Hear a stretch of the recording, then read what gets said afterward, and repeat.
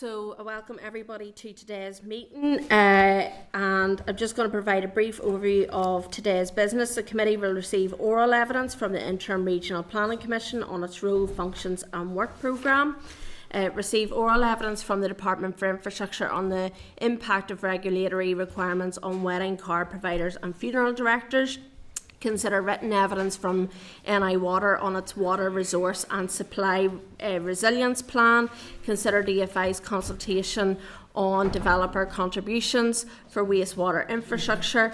Consider written evidence on the revised SL1s for the implementation of the Reservoirs Act Northern Ireland 2015. And consider 2 statutory rules and 3 proposals for statutory rules not subject to assembly procedure.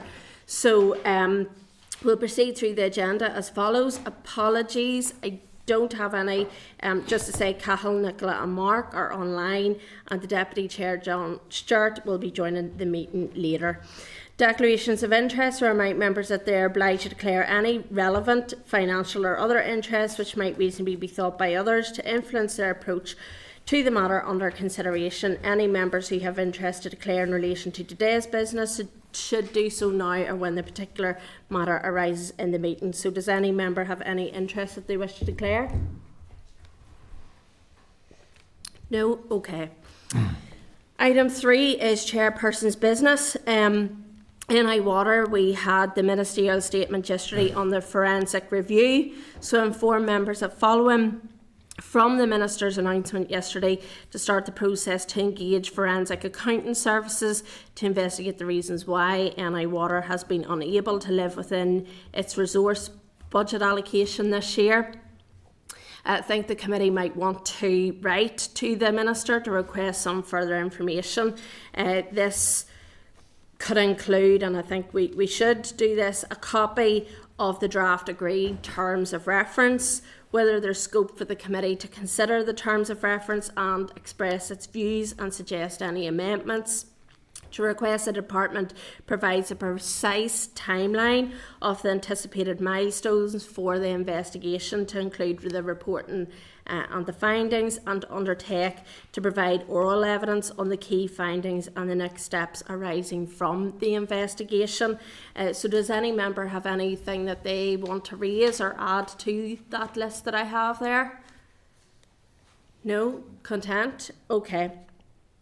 The next item I want to raise is the Irish language signage at Belfast Grand Central Station. So following the Minister's announcement around the Irish language signage at Grand Central Station, I would like to see if the committee could write to TransLink to seek some further detail on the extent of the signage required to display dual language. You may have seen last night that the equality screening analysis form was published, and last night it indicated that 145,000 is being made available by the department to provide this signage to TransLink. TransLink were in front of this committee, and the concern for me was around TransLink's budget. TransLink indicated that they were now using their reserves. The 33 million they have to have in their reserves are down to 31 million. My concern is that the department have been able to find 145,000, yet I'm having difficulty getting potholes fixed in my constituency. And I know the Minister is a supporter of Irish language, and that's fine. But I think we need to do question around.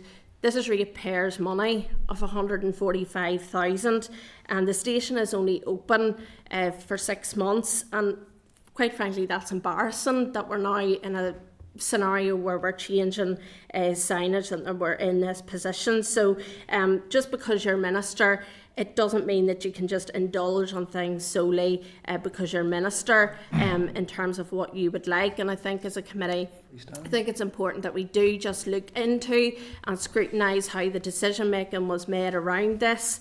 I noted that on page 22 of the equality screening analysis, it said the department has a decision that it would not go to a full EQIA.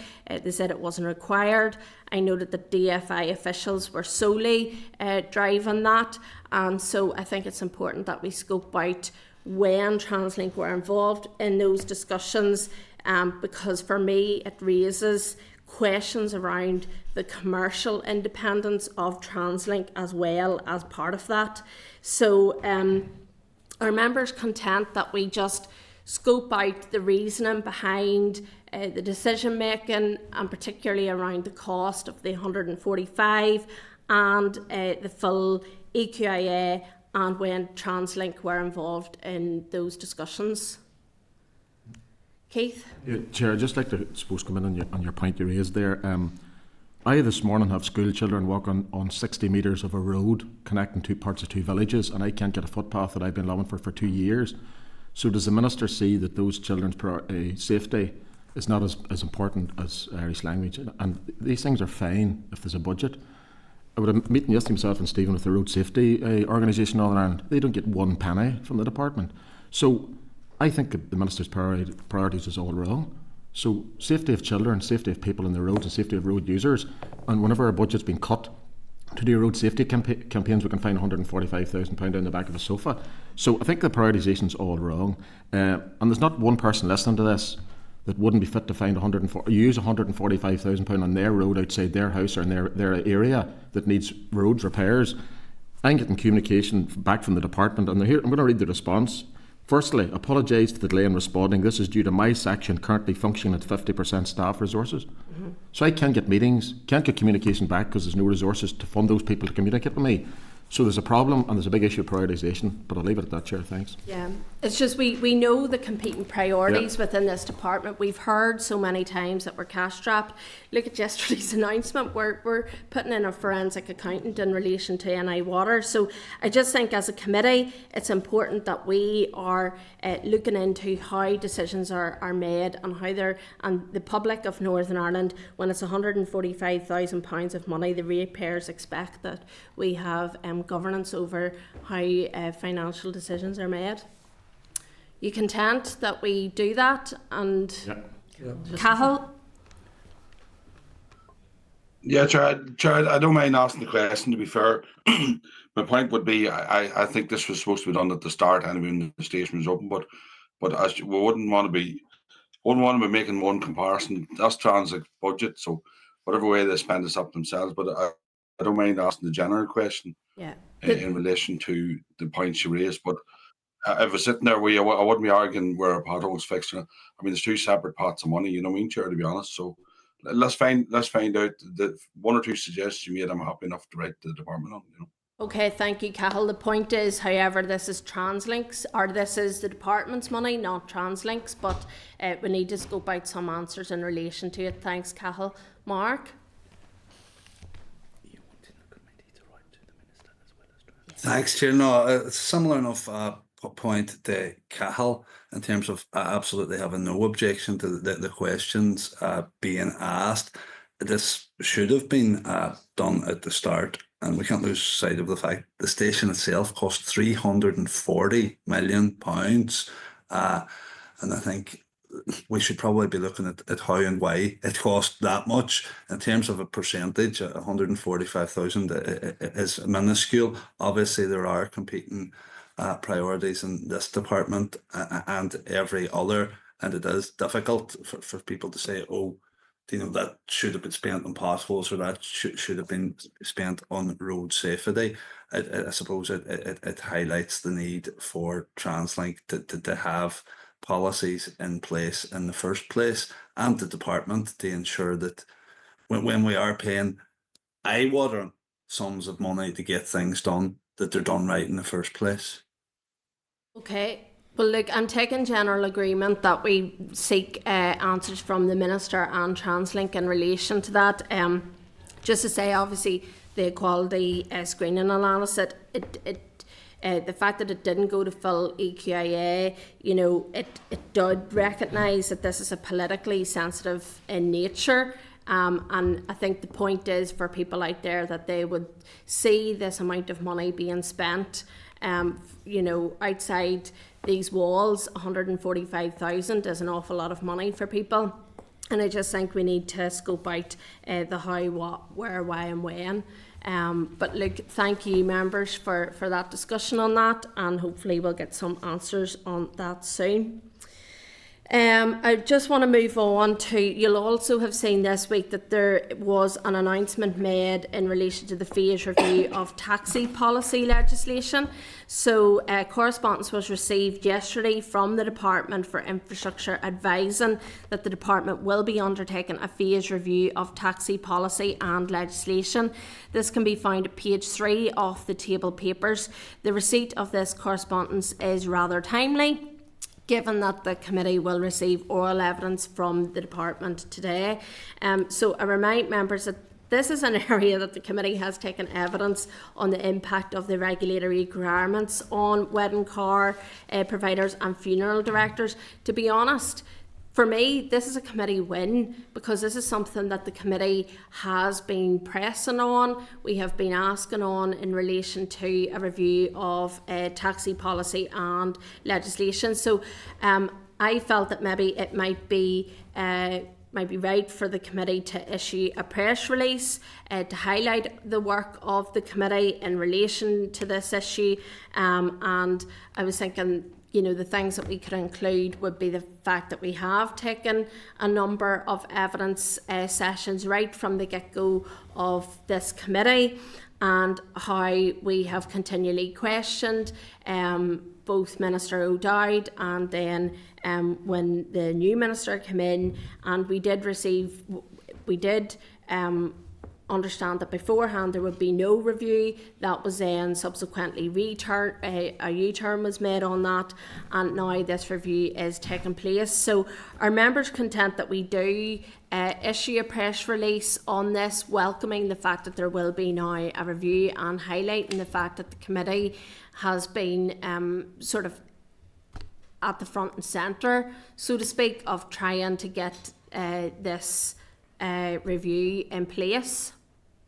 Yep. Okay. Is there, Mark? Yeah, definitely, and it is a wee one, Yeah. and we're going in the right direction, and it's getting a foot in the door of that wider review that's needed, and it is going to be a phased approach, but I think it's important we don't rest on our laurels, or appear to be resting on our laurels, or be too self-congratulatory as a committee in terms of getting to here. So the press release, I'm not teaching anyone how to suck eggs, I think should reflect our determination and desire to push on and ensure that this is done in a timely fashion, because I'm conscious that phase 2, or the next phase of the review, is going to be on wheelchair accessible taxis. So we'd like to scope out as well, and well off officials later, you know, is there any way of doing some of these things in parallel, so that we don't have to wait for one lengthy phase to be completed before this other vitally important piece of work that I think access to wheelchair accessible taxis is, and I think everyone agrees on that. Is there preliminary work that can be done prior to the formal commencement of that phase, if you like?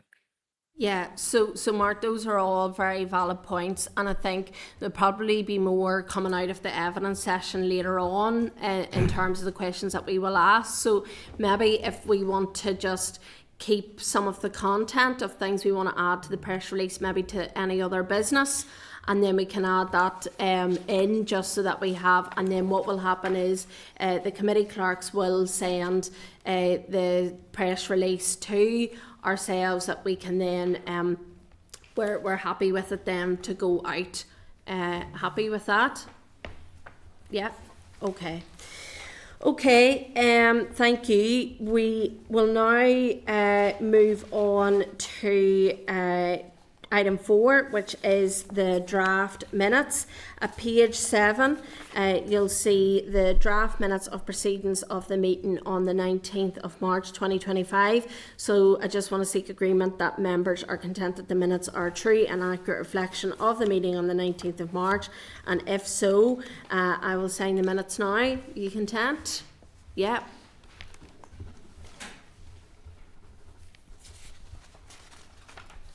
Okay, thank you.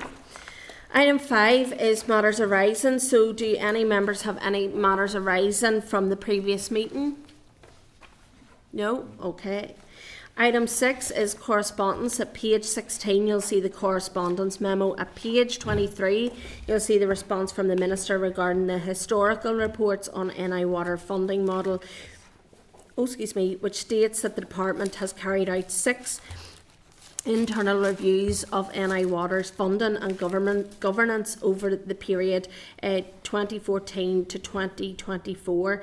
These are all internal policy development submissions providing advice to ministers within the policy framework for funding NI Water as endorsed by the Executive and NI Assembly, and are therefore not publicly available. So does any members have any views on this, Peter? Yeah, obviously this is something that had come up from questions I was asking the Minister and the Permanent Secretary a month or so ago, a couple of weeks ago. I said it yesterday in the Chamber, so I'll not go over it in detail.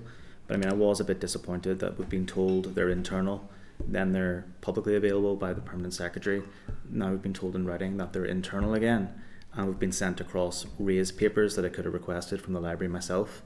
I noticed the hyperlinks didn't actually work, but I found it. I found access to them, which is fine. I mean, on page 11 of the 2020 report, it says, borrowing to help fund long-term investment programs is an efficient way of financing the construction of long-life assets and does not put an undue burden on customers. So it kind of runs contrary to what we're being told. I know that the Minister has said that she's going to try to get something to me yesterday in the Chamber. I don't know what that's going to look like. But yeah, that would be my take on the response. Wasn't great, to be honest, and I think that we've discussed earlier the issues with Northern Ireland Water. All of it is wrapped up within the funding mechanisms, and I'm not going to rehash the funding models argument, but because we are ignoring this and trying to move on, and not getting information from within the department, but being told this has been done over and over again, but we can't actually see what they're looking at. It just doesn't make any sense, and I think that's feeding into the wider issues with Northern Ireland Water. So in terms of what we do next in relation to it, I mean, the thing that I noticed was that these were endorsed by the Executive and NI Assembly. Obviously, as a committee, we're part of the Northern Ireland Assembly. So do you want to go back and ask again in relation to, whether we can even receive this as, marked confidential or whatever, to allow our committee understanding of exactly what these reports have entailed? Well, the Minister did say yesterday she would send something to me. I didn't really expect that to come to me as an individual, so maybe as a committee we could write to her and say, following on from the commitment that you made in the Chamber yesterday, and maybe as a committee we could have access to those. I think that would be helpful. Yeah, the audit office is up next week as well on the funding as well, but content that we do that. Content, everybody, or anything else? No, content. Okay, thank you. At page 31, you'll see the response from the Department of Finance to committee correspondence regarding the qualification requirements of land agents acting on behalf of property owners subject to compulsory purchase orders. The committee might want to note the information and consider this in the context of the ongoing engagement by members of the Assembly with landowners, and obviously we will have our joint Agriculture Committee coming up as well, which is being organised. And I'm maybe suggesting that the committee may want to write to each member of the Assembly whose constituents might be subject to the vesting order to highlight the response from LPS for their information as well. Keith? Yeah, just on that response, Chair, the question I had asked, or we had asked, was what qualification does the department need? That doesn't answer it. That tells me all the qualifications that the people those have a communication with, and the last person has no qualifications but lots of experience. I have lots of experience, but I don't have a qualification on that. So the question we had asked from memory was, what was the qualifications you need to be fit to do that role? Not what communications the people they had communication with had. So you could put in GCSE, A level, O level there. That's not what we have asked. So I want to know, what is the minimum qualification, or not society, whatever, that they need to be fit to liaise with people. Because the question was this, relating to, is there enough people out there fit to do this work? So you're happy enough we right back. Yes, it doesn't answer the question. Yeah. Okay. Apologies, members. It slipped my mind to declare an interest in relation to this, as my husband's family are landowners along the route of the A5. So apologies about that. Is there any other issues that members want to raise on that particular item of correspondence? No? Okay, thank you. Page 33 is correspondence from a member of the public regarding the abuse of park and ride and park and share facilities. So I'm just seeking agreement that we ask that the committee be copied into the response from the Minister on the issues raised. Content with that? Yeah. Chair, I was reading that's worrying that half the spaces are taken up by people going at the airport, vehicles there over a week. So it's that wouldn't be a local problem in Mackerfeld area because it's a different issue. But obviously the airport seems to be the problem there. Yeah. Well, not the problem, but the cause of the issue. Yeah. But that's worrying that half the people are there. So it's interesting to see what the response is. Yeah. Yeah. So I think that's why we sort of wanted the Minister to include us in the correspondence, so then we could see what was coming out from the department as well. Okay, page 35 is correspondence from the Ulster Anglian Federation requesting to brief the committee on the Reservoirs Act legislation and Northern Ireland water discharges. So obviously the revised SL1s provided by the department are dealt with at agenda item 11 as part of the implementation of the Reservoirs Act Northern Ireland 2015, and that oral evidence has been scheduled with departmental officials as outlined in the Forward Work Programme. The Ulster Anglian Federation has highlighted that it wishes to provide oral evidence to the committee, and it would be useful to find out, what issues it wants to raise in respect of the Reservoirs Act, but in addition they've also indicated that they might want to discuss the issue of Northern Ireland waters discharges. Keith, were you looking in there? No, sorry, I thought you were. So I think it would actually be good to hear from them in relation to the Reservoirs Act, because it will impact upon many clubs across Northern Ireland. And I think we are aware of the issues that there are in relation to NI water. So, but I would be more keen to hear from them in relation to the Reservoirs Act during that oral evidence session. Are members content with that we schedule an oral evidence session potentially after we hear from the department first? Yep. Yeah, content. Okay, and you're content that we hear from them so on that Reservoirs Act part of it, yeah. Okay. At page 36 is correspondence from the Northern Ireland Assembly Public Engagement Manager regarding committee attendance and participation at Balmoral Show.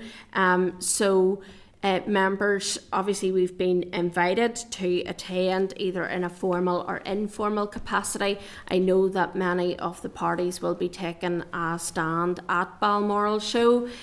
So are members content that we decline to attend on the basis of the committee perspective, or any other suggestions? No? Content to politely decline at this stage? Yep. Yeah, okay, thank you. So I'm just seeking if members have any items that they wish to comment, or any items that they wish to raise an issue on, any other items of correspondence in the meeting pack. Yep. Okay, Keith. Page 25, the response regarding rural funding and rural public transport funding. I appreciate the Minister hasn't made a call on this. Yeah. But it'll be interesting to note what our budget position is on rural transport. For our last line says, my final budget decision will consider all responses to that exercise and reflect the budget available to me on competing priorities. Rural roads isn't bits. Yeah. Chair, across Northern Ireland, I'm getting complaints every day about them. Mm-hmm. So this is not just, we'll see what we have. This is now a priority. Mm-hmm. Mm-hmm. Getting these roads, my arguments before an active travel and the amount of money has been pumped into that, and with all these shiny footpaths going nowhere, and the roads alongside them are in bits. So it'll be interesting to see how that reflects on that and how much that priority is to the Minister. Because she did state, Chair, that she wants to be across NI wide, a balance. So it'll be interesting to see what that response is. Yeah. But at the minute, it doesn't tell us anything. No, and we will have to. We will obviously have to watch and see in terms of the equality impact assessment on the budget too, and we'll be watching that carefully. I think, Keith, we did raise as well. I'm going to check with the clerks. We did raise do you remember when Minister O'Dowd was in post? We had a table of the list of ministerial priorities ranked in order, and we did ask to see if that matched up with Minister Kimmon's priorities as well. I don't think we've received anything back on that, so it might be just prudent on the back of what Keith has said there, maybe that we pick up on that again. From memory, Chair, it was the ranking of capital programmes, if I remember rightly, but we can certainly go back and check that, absolutely. Yeah, because, well, I think in Minister O'Dowd's they had a whole list, community transport, everything was involved in that, so it might be just worth checking, Keith, if you're content with that. Yeah, it'd be good to reflect, because the question was asked, you're right, it's something about the ranking of, but the question was asked, how high up are they in their priorities? Yeah. Okay. And I mean, my concern is it's not, even some of the main roads in rural areas are not in a great shape either, never mind the country roads, but yeah. Can I just say as well, obviously the huge challenge in rural areas, but also the urban areas as well, aren't much better, so I think it's right across the piece, right across the province. Yeah. The roads, and I think the Minister does need to take stock of that. Yeah. There are, absolutely. Sorry to cut you off there, Stephen. You're okay. No, you're right. I mean, that's the point I was raising. Even some of the main roads are not particularly great at this moment in time. But I think there is a very unique issue in rural areas too, with a lack of investment over a number of years. But look, members, content to move on. Any other items that anybody wants to raise?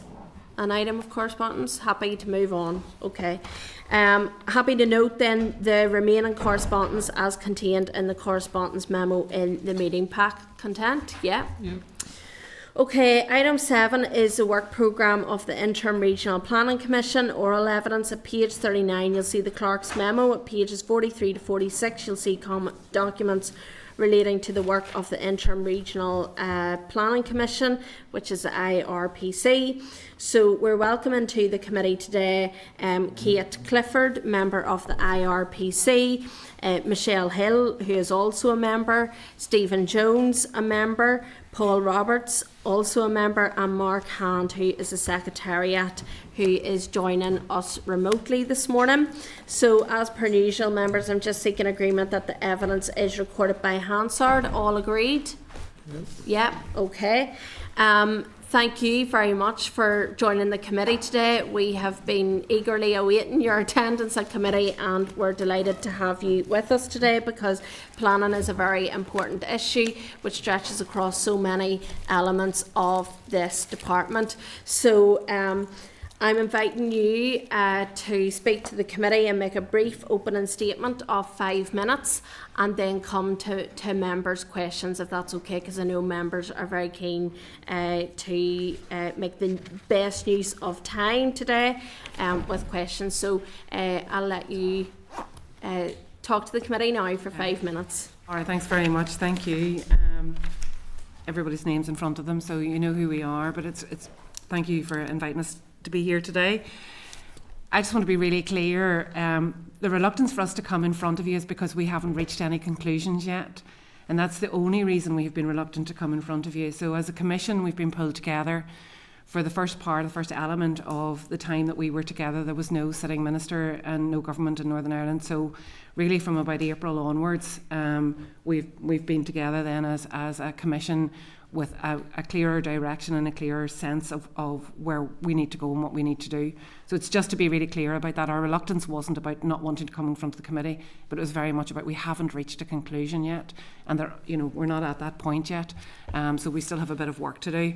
So thank you for inviting us to be here today to speak to you about the Interim Regional Planning Commission. The Commission was established in 2023 following a key recommendation by the Public Accounts Committee to enhance and improve the planning system in Northern Ireland. Our primary role has been to provide strategic advice and support to the planning system, with a focus on guiding continuous planning improvement and promoting transparency and accountability. It was always envisaged that the Commission would be small. It would be a representative group of experts and advisors designed to reflect key stakeholder interests. We're made up of 10 voluntary representatives, and up until December we were independently chaired by Rosemary Thomas, who was the former Chief Planner from Wales. The members of the committee or the Commission at present include representatives from the Confederation of British Industry, the Northern Ireland Chamber of Commerce, Community Places, Rural Community Network, Northern Ireland Environment Link Membership and Climate Team, as well as the Chief Executive from Local Government and the Permanent Secretary for the Department for Infrastructure. The Royal Town Planning Institute performs the role of Secretariat to the Commission. Our initial meetings held in 2023 focused on developing our own aims and objectives, exploring what we could commit to delivering within the terms of reference and without a minister in office. We had some very valuable discussions that included exploring perceived gaps and opportunities in the Planning Improvement Programme, a lack of focus on the major and regionally significant consenting processes, and the use of planning conditions within the development management process, and then addressing a cultural change within the planning system. Following the formation of the Northern Ireland Executive, we then met with the former Infrastructure Minister, Minister O'Dowd, in April 2024 to discuss the aims and objectives and outcomes of the Commission's work. Minister O'Dowd asked us to draw up a work programme which concentrated on providing solution-focused advice to support the Planning Improvement Programme. This work programme was drawn up and has been the primary focus of the Commission to date. We have held 6 sessions which have focused on thematic areas critical to improving the planning system.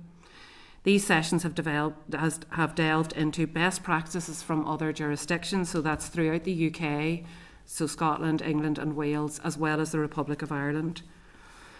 And that was to explore potential improvements in efficiency, outcomes, governance or systems, explored a review of local authorities, and to take stock of the local development plan process and timelines then to highlight key areas of delay and identify any learnings and possible improvements from the process to date. We have engaged with a broad range of key stakeholders, including Solace, the Planning Appeals Committee, the Northern Ireland Housing Executive, a housing association, the Northern Ireland Chamber of Commerce and the Rural Community Network to shape our recommendations. Our final session is due to take place in May 2025, which will focus on bringing together all of the learning and developing our recommendations for planning improvement, which will form the basis then of a report to the Minister. We aim to deliver this report to the Minister in May. While the Commission currently operates under the guiding principles that reflect its interim status as an advisory body, we believe our insights and recommendations will be valuable to both central and local government. By focusing on solutions that are forward-looking, yet grounded in the realities of our planning system, the Commission hopes through its work that the final report to the Minister that it can provide practical advice which will contribute to the foundations of long-term planning improvement, underpinning positive changes and delivering excellence across the system. Okay, thank you very much. We appreciate it. Mark, I just want to check that you can hear us okay? As in, sorry, Mark, the other Mark, yeah, you can hear us. That's perfect. Thank you. Look, we do appreciate you coming to the committee today. It wasn't that we felt that there was an unwillingness to come, but we do, and we recognise that you haven't fully reported yet, but from a committee perspective, planning is very important to this committee. It's very important to investors, very important to Northern Ireland. We recognise that there is a bit of a problem here in Northern Ireland, and that's no exaggeration. In fact, it's probably underestimating the scale of the problem that there is within planning here in Northern Ireland at this moment in time. And that's why we wanted to hear from you before that report comes, because we wanted to take a stock gap just to find out where have you reached in relation to the deliberations that you have had and the meetings that you have had as well. And that's the point of coming to the committee today. So kicking off in terms of some of the questions, it really is around that. So far, what would be your assessment of planning here in Northern Ireland? And do you see what are the challenges right now that you have come across, and your assessment of whether those can be resolved in the short to medium term?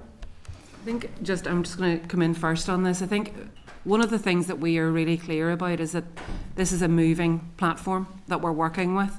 So from the time of the audit report until now, there have been changes and improvements already made. So the department are already working through a planning improvement programme. But also there are a lot of moving parts in terms of what district councils are doing and how local plans are moving forward as well. So I suppose that for us it's around taking stock of what can we actually contribute at this point in time.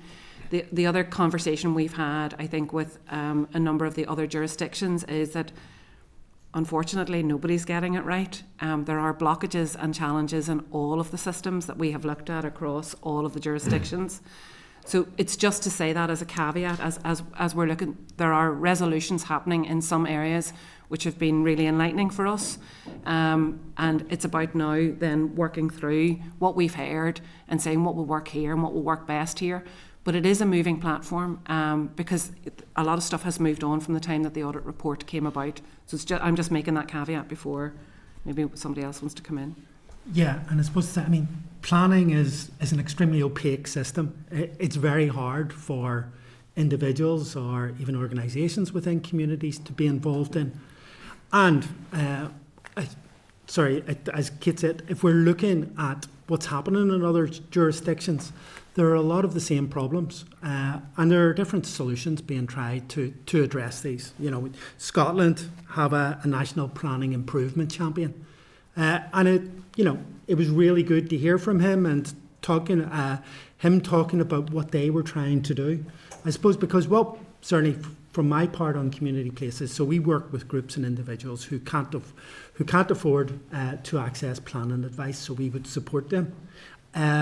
And we would see a very opaque system so we have 11 councils, so we have 11 sort of different variations.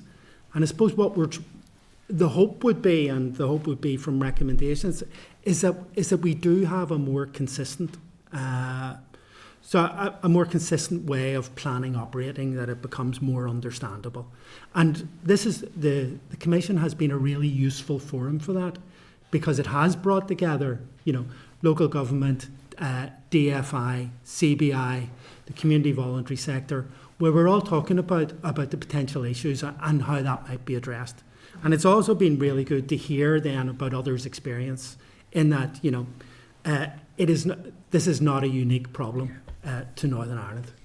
So you've said there that planning is an opaque system. That's a worrying statement in itself, because surely the planning system should be transparent. It should be open to everybody. And you've said there about the Scotland having the national planning champion. Is that something that you would advocate for to have here in Northern Ireland, which can actually help with that transparency, because there is that difference and bring all together? At this stage, I'm sorry, we haven't got on to recommendations because I'm merely reporting the stuff that we've done. We're going to have our final meeting where we get all the partners around and agree recommendations. So at this stage, we can't come forward and say. I think it's something that we're looking at, because we did see and hear the benefits of having a dedicated resource, albeit a very small resource, in Scotland, and the achievements and the differences that it could make to the planning system over a relatively short period of time. So I think it was really important to hear from Craig, who is the champion there, and the development of an improvement hub as well. So certainly there's definitely things there, Chair, to look at and seriously consider because of the benefits that we heard. But as others have alluded to already, we're not at the stage yet where we've got our firm recommendations and way forward. Okay. Can I check just in terms of the timelines of the work of the Commission? So set up in 2023, you indicated there obviously that the Minister wasn't in place, and you had initial meetings, and it was from April onwards that whenever you met with the Minister, he had asked that you draw up a work programme. why was there such a delay in drawing up a work programme, and why did it take a minister, considering that you were set up in 2023, to indicate that there needed to be a work programme in place? I think it's not a case that from the minister a work programme was developed. Just to take you right back, Chair, to how the group was set up. The group was set up of across a group with diverse experience and of the planning system and knowledge of that. They're not all planners that sit on the commission. People come from very, very different backgrounds. So initially there was meetings to educate and capacity build us as a commission for those that aren't as familiar with the planning system. So there was reports from DFI and others to bring us up to speed, to tell us what was happening with the planning improvement programme. Already from the reports, there was 40 actions from the combination of those reports that the planning improvement was looking at, and we were getting updates on those to advise us what was happening, because obviously an important role of the Commission is not to duplicate the work that's already happening within the planning improvement programme. So, and certainly in the early stage we didn't meet as frequently either. Certainly within that last year we've been meeting on a 6-weekly basis.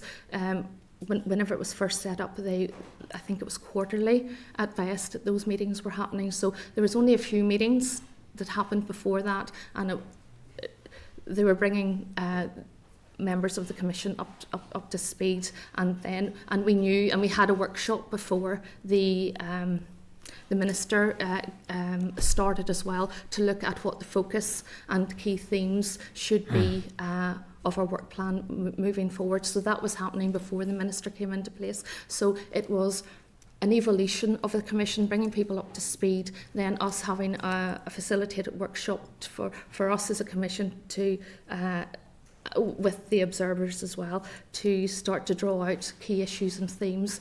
And then obviously the Minister came in place, and we knew ourselves that a work plan had to be developed, so it was perfect timing that had happened at that time. And then the meetings have been happening fairly frequently, every about 6 weeks or so since April, and that's where the real momentum has been coming. Yeah, so I noticed in the terms of reference it said that the IRPC would meet quarterly, but they have met every month since the 14th of August 2024. So is it fair to say there's a bit of catch-up going on? I wouldn't necessarily call it catch-up, but I think there's a focus to the Commission now, because we've gone through those phases, and I think it was important to have those phases as a sound building block to build on and move forward. So we are where we are, but we're drawing the process to a close and having that report. We hope to have that ready in May, which aligns with what the Minister. There's been quite a significant churn as well within. I mean, even within our own sectors, there's been quite a significant churn. So the people who started out on the Commission are not the people who are there now. So in my own organisation, our policy officer who initially would have been there, and now it's me. So we're all there as volunteers. I'm not dismissing that in any way, shape or form, but this is over and above our own day jobs and the work that we do. So there's been a significant pull on us over the last while to be at these meetings, to be well informed, to act in that role as Commission, but we've had a lot of catch up to do too. So I think part of the insistence on having these regular meetings over the last while has been about, there is an end point at which this needs to reach a conclusion. There's work that needs to be done. It can't go on forever, and that momentum has really built, I think, from all of us, in a desire to draw this to a close and to make sure that we do a really good job with that, and that we're all on the same page and we've got as much information as possible to reach a really good set of recommendations. So can you just confirm how many have actually changed in terms of the Commission from when it began until now? We could provide you, Chair, with a list of that, but I can speak personally. I've been on it since the very beginning and remain on it, but we do have a list. So We have that in our, and you have that in your pack? so that is the total of there's no others since then that have moved or changed. No, that looks up to date. Yeah. Current list, is it? That's the the current current list. that Yes. is, Yeah, and so do you think that that's impacted? Because I note that there is quite a significant churn. So has that impacted on the your ability? You talked there about you had to bring people up to speed. Training took place as well. That will be frustrating for people who are within the industry hearing that today. Do you think that that's had an impact on your ability to be able to report and provide recommendations so far? I don't actually think so, in that, since the work plan was agreed, there has been a degree of consistency. As Kate said, we are making a big commitment here, and people have been attending the monthly meetings and given a very strong input because we see the importance of planning and the potential to have planning as a positive tool. And it's been, and again, it's been really good to hear the work that is going on in the planning improvement programme. So we are getting, direct reports of improvements and things that have changed. So it, as we're saying, it is a bit of a moving platform, but yeah, certainly we expect to meet in May and to make recommendations. Okay, and just before I move on, what would be the assessment of yourselves in relation to the Chamber of Commerce planning and improvement and their reform position paper? Because that is something that members here will be very aware of. So just wondering if you have any assessment of it as part of your deliberations. We did get a presentation on that, and we do have copies of that report, so that will be put into the overall mix, Chair. We will be looking at as part of our considerations. Okay, I'm going to move on. Stephen? Thank you, Chair. Thanks, folks, for your presentation, and I appreciate the good work that you're doing. Ultimately, we all share your desire to improve our planning process. You mentioned, Paul, just about the 11 different councils, and that's something I've mentioned a number of times in this committee. We often have 11 different ways of working, and they're all at 11 different stages in a number of issues, including through the local development plans. And I think variation can have benefits at times, but it also can have drawbacks as well. So I suppose we see that through league tables on processing times as well for applications. So I suppose, does that variation across a number of fronts give you concern? And what level of engagement do you have, with each of the 11 councils? Well, we do that. We've council representatives who attend, and a lot of the discussion is around the potential of shared resources, how we can have a more consistent line. Mm-hmm. But as you say, obviously there are benefits to having, individual solutions, that each council. But it's about trying to share that learning. And make things, the end goal is to make things operate better. Mm-hmm. But with time, I suppose, as they've evolved from 2015 when they went live, have they grew further apart, all 11, do you feel? Is that your experience from engaging with them?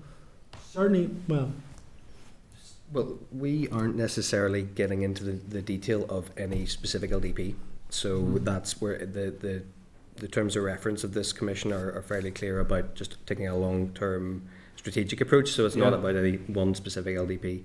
I wouldn't say that that's going to feature in our findings, to be honest. I suppose, the local authorities presented to us jointly, so they're coming together to see what their issues are around planning and how they might improve it as well. I think factually, Stephen, one of the facts that came forward to us and was presented to us was around, again, we're back to employment churn and retaining staff, in institutional knowledge and the changeover in staff that has happened over time.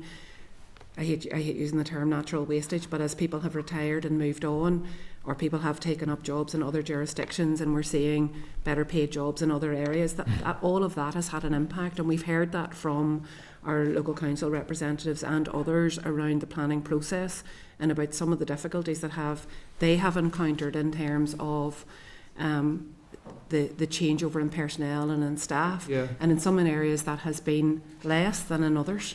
And some areas have found it really hard to attract new talent. Yeah, I think it's frustrating for people inside the council and outside. Absolutely. Stakeholders. And I think we have to acknowledge that is part, and that's part of, again, and back to the moving platform, but that's part of the processes around how do you do succession planning, how do you encourage new people in, how do you encourage the institutional knowledge not to be lost when someone moves off, and all sectors are seeing that. I'm in the community and voluntary sector, we see it all the time, and that thing about the local knowledge that people have, in a locality. One of the really, really lovely bits about community planning in a locality is that people of the area understand the area, and they understand the nuances of the area, the people of the area, the politics of the area, which all feed into how successful planning can be.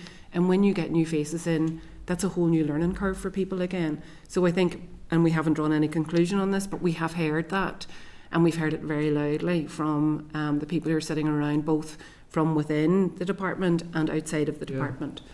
And also, it's not a problem that's unique to here Yeah, either. absolutely. We've heard it from guest speakers that we've heard in from jurisdictions where that movement and churn of personnel within planning creates an issue, and also creating planning as an attractive profession to attract young. The rejuvenation, the new blood into planning as well, and we've heard that's common as well, and not unique to. Okay, the other thing, just an issue at the minute, the consultee response times. Have you done much work on that? Some sectors would say there's over consultation, and we've seen huge delays, across a number of, particularly statutory consultees, which again is very, very frustrating. Is there any sort of action points, are you looking at around improving that process? And I think there's work underway on that through the planning improvement programme. So one of the things that we've yet to, not yet to do, but we've got to get a final briefing on the planning improvement programme before we have our final session of drawing the recommendations together.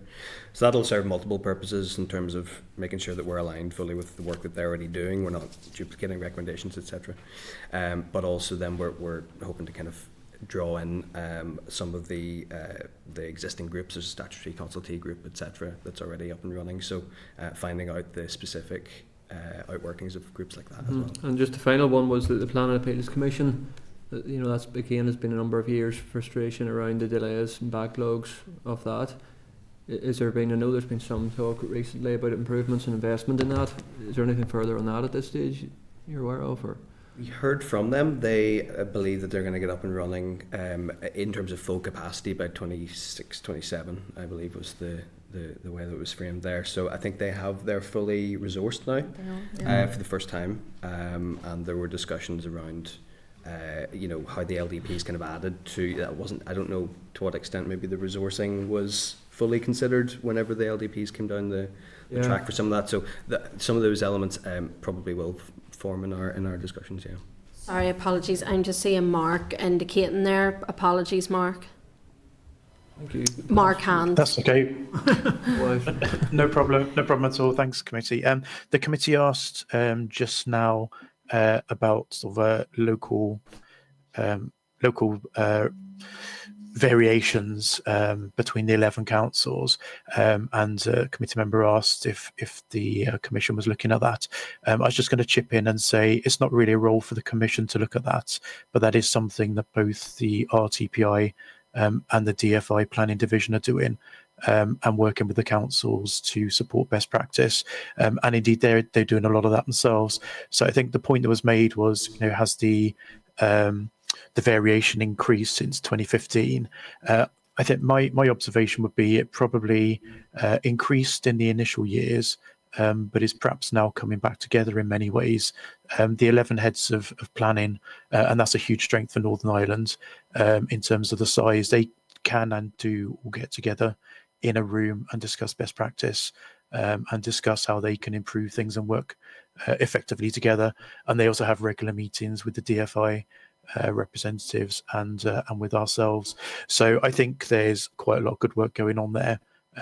Scope for improvement still, but that's an important one. In terms of that variation, it's getting the balance between a locally responsive and locally distinctive service which meets the needs of the communities versus something that's confusing. And there's almost two different customers of the planning service in that regard. Members of the public tend to only engage with the planning system perhaps once or twice in their lives in many instances. So they're always coming to it afresh. And I think the challenges that Paul mentioned about it being opaque or confusing to members of the public is a challenge for us to address in all nations. I think the other kind of main customer are applicants themselves. Many of whom will deal with the planning system more frequently and in more than one council. So it's that consistency that's perhaps an important one for us to focus on. And then just generally making it as clear as possible to communities how they engage and when and how the system works. So hopefully that's helpful to the committee. Thanks, folks. Thanks, Chair. Thank you. Thank you. Peter? Thank you, Chair, and thank you everyone for coming in today.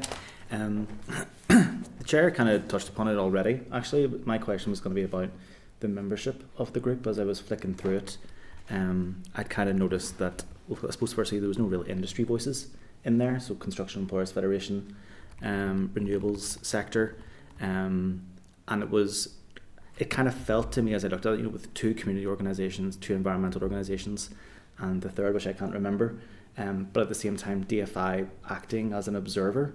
It kind of felt as if it would be impossible to appease everybody around that table.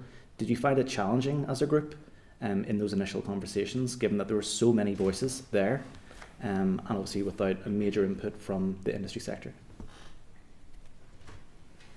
Let's speak to the initial conversations instead of... Yeah, well, I think that it's important to have a cross section of voices there, and the way that we were invited to come and take part, we had no part in the setup of the group or the commission rather, and it was so the two representatives from the environmental sector, two representatives, as you've said, from the community, and then from the business sector. So I think the rationale behind was that covers the three arms of development, so to speak. So, but I think it's really important to have those voices of those three arms, along with the advisors, to get that cross section of voices, views, and opinion. And as we've said already, we're very much in listening mode and taking everything in and hearing. We've still to get to our recommendations, and that's when we will debate those as a commission. Now, we're all professional people around the table, so I'm sure it'll be perfectly amicable. But we all that debate and recommendations has yet to come. But it's been necessary to have that cross section of voices and ears. I think 100%. I totally agree. I wasn't being critical of that. There's just so many voices around the table. I mean, as someone that's raised multiple times in this committee, that my fear, and given that developers come to me and say, look, Northern Ireland actually is quite difficult to do business. If I'm faced with Scotland, the Republic, England, whenever Labour came in, they made planning an absolute priority. Northern Ireland kind of feels like a difficult place, and I don't want us being forgotten about. So I have raised it in this committee multiple times about planning, and that it's a major concern for me. And it factors in a little bit to what you were saying, Kate, about we're all volunteers. Do you think it's a lot of pressure to put on people I understand the role that volunteers play.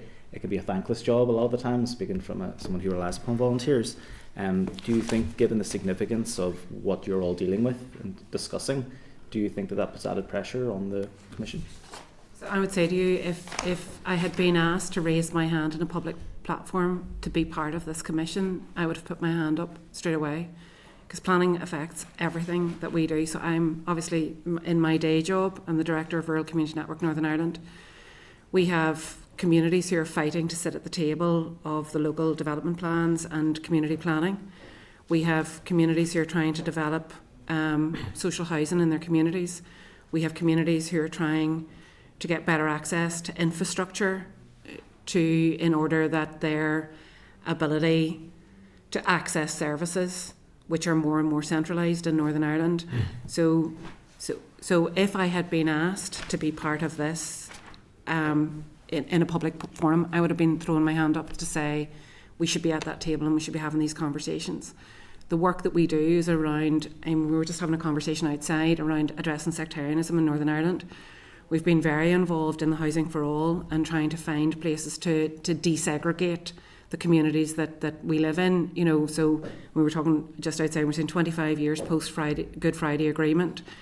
We still have massively segregated areas in Northern Ireland. One of the ways that we will address some of that is likely to be, and I'm not speaking from the Commission here, I'm speaking from the work that I do, that one of the ways that we'll do that is through really good planning. You know, we've seen the Housing for All, we've seen the way in which we can actually, through really positive planning, change the way in which we are a segregated society. We can probably address some of that, but if we don't do it with planning, it won't happen. You know, so it's that inclusive process.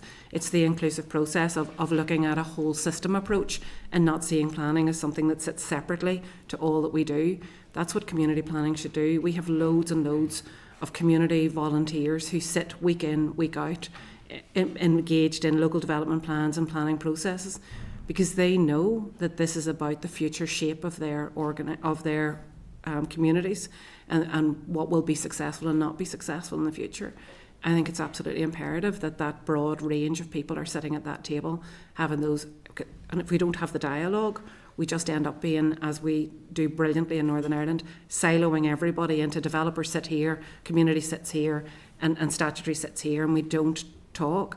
It's been a brilliant opportunity to hear and actually reassuring as well. I think there's been a real reassurance in sitting at that table and hearing that the churn that's happening in our sector and the difficulty of retention and new blood and succession planning is happening in other sectors too. It's not that it's a good thing, but it's reassuring to know that it's not just us. It's not just happening to us, but it's happening in a broader context. And also the fact that we've got to hear absolutely different perspectives from the ones that we normally hear.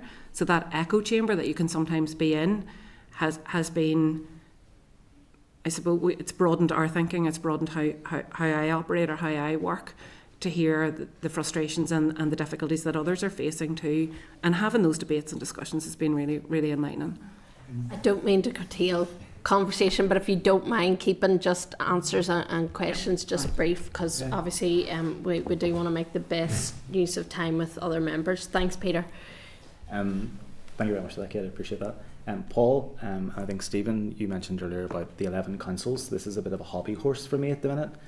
I've just completed a consultation on tree preservation orders, and I've done consultation with multiple council officers about how the planning system can better protect trees and improve our environment. And I've noticed a complete disparity between all of them. Culturally, how they operate, how they interpret guidelines, frustrations even from some officials as well.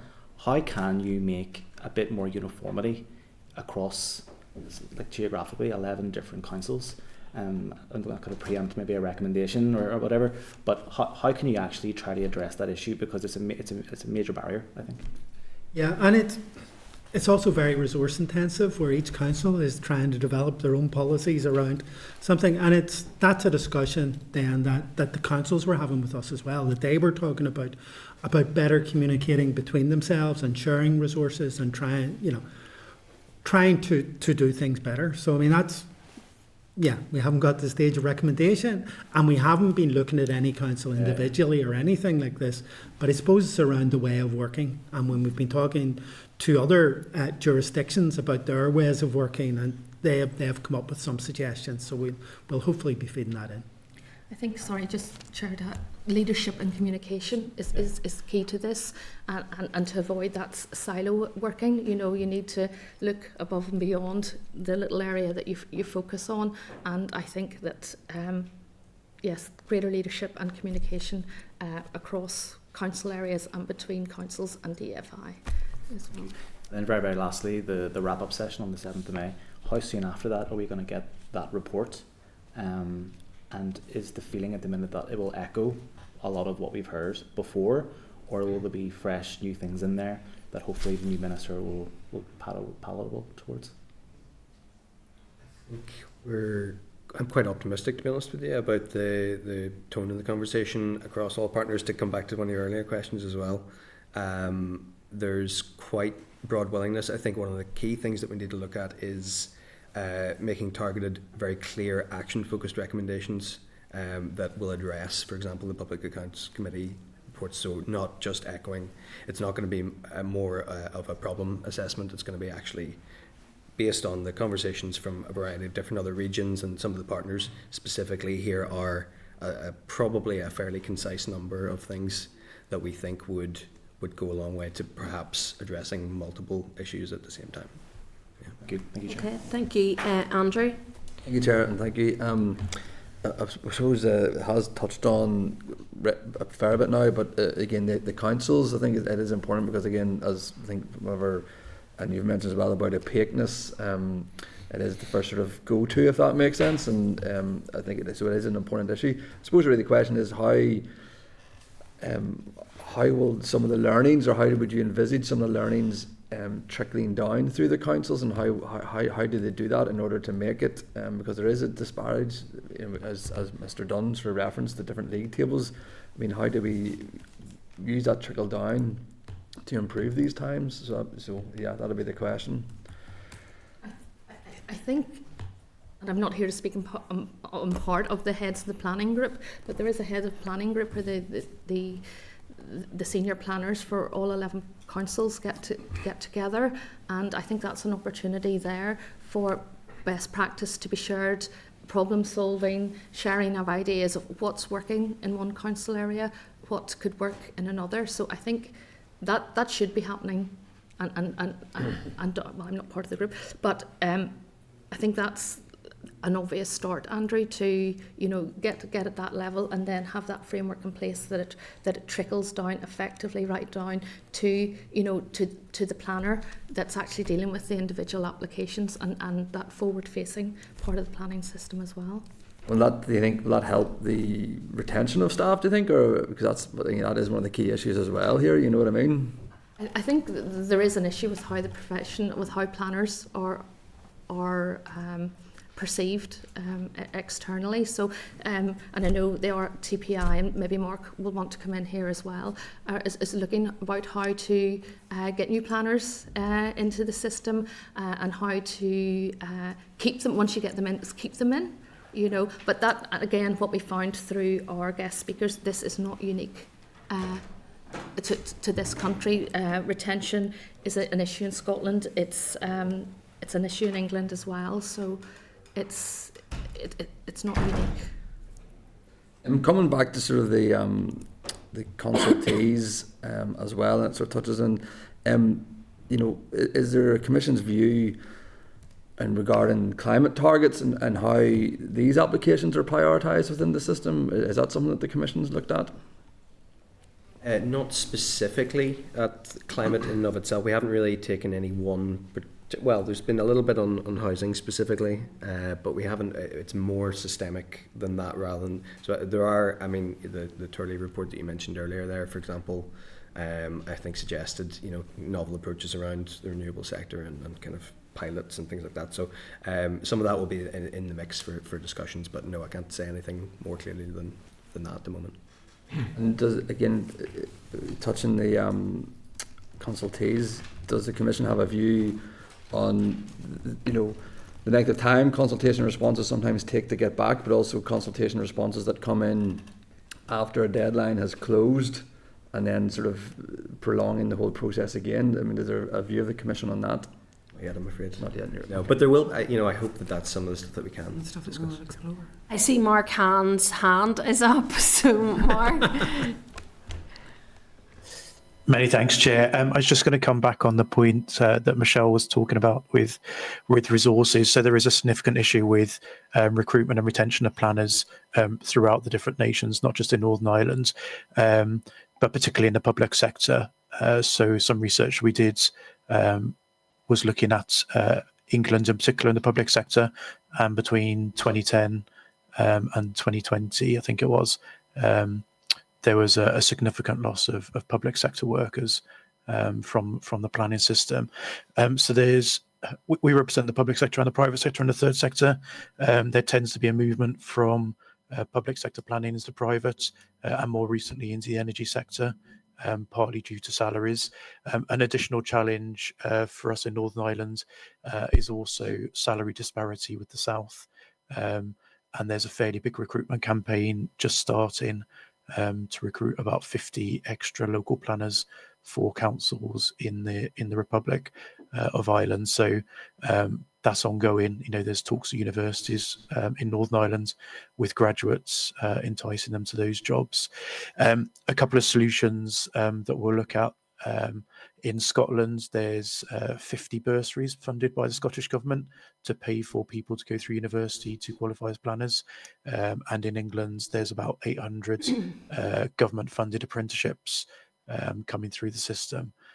So there's different initiatives out there that we're looking at and might feature in recommendations. But it certainly is a challenge to get, recruit and retain planners. Okay, thank you, Andrew. Is that you? Yeah. Keith? Great, thanks for coming along. I have a few questions here. You said at the very start that nobody else was getting it right. You'd obviously meetings or see you'd sessions with England, Scotland, Wales and the Republic of Ireland. Where do we sit in that if that was a league table?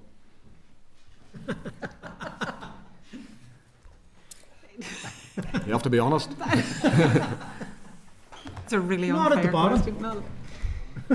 No. There is no one perfect system.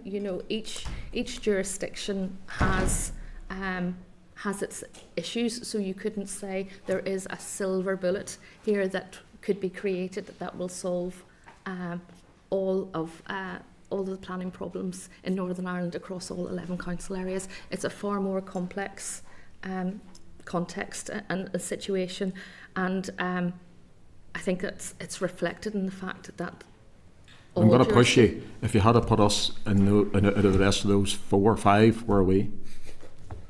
On what? 1 to 5, 1 being the best, 5 being the worst. Just overall in the planning system? Broadly. No, so much is about resources and the commitment of resources. And as Kate has said, we do have a bit of a moving platform here. We do have the planning improvement programme, which is currently, delivering results. We are seeing differences. So it would be quite hard to assess, I suppose. But Scotland is probably the one who's focused most on planning, but they've also put the most resources into it.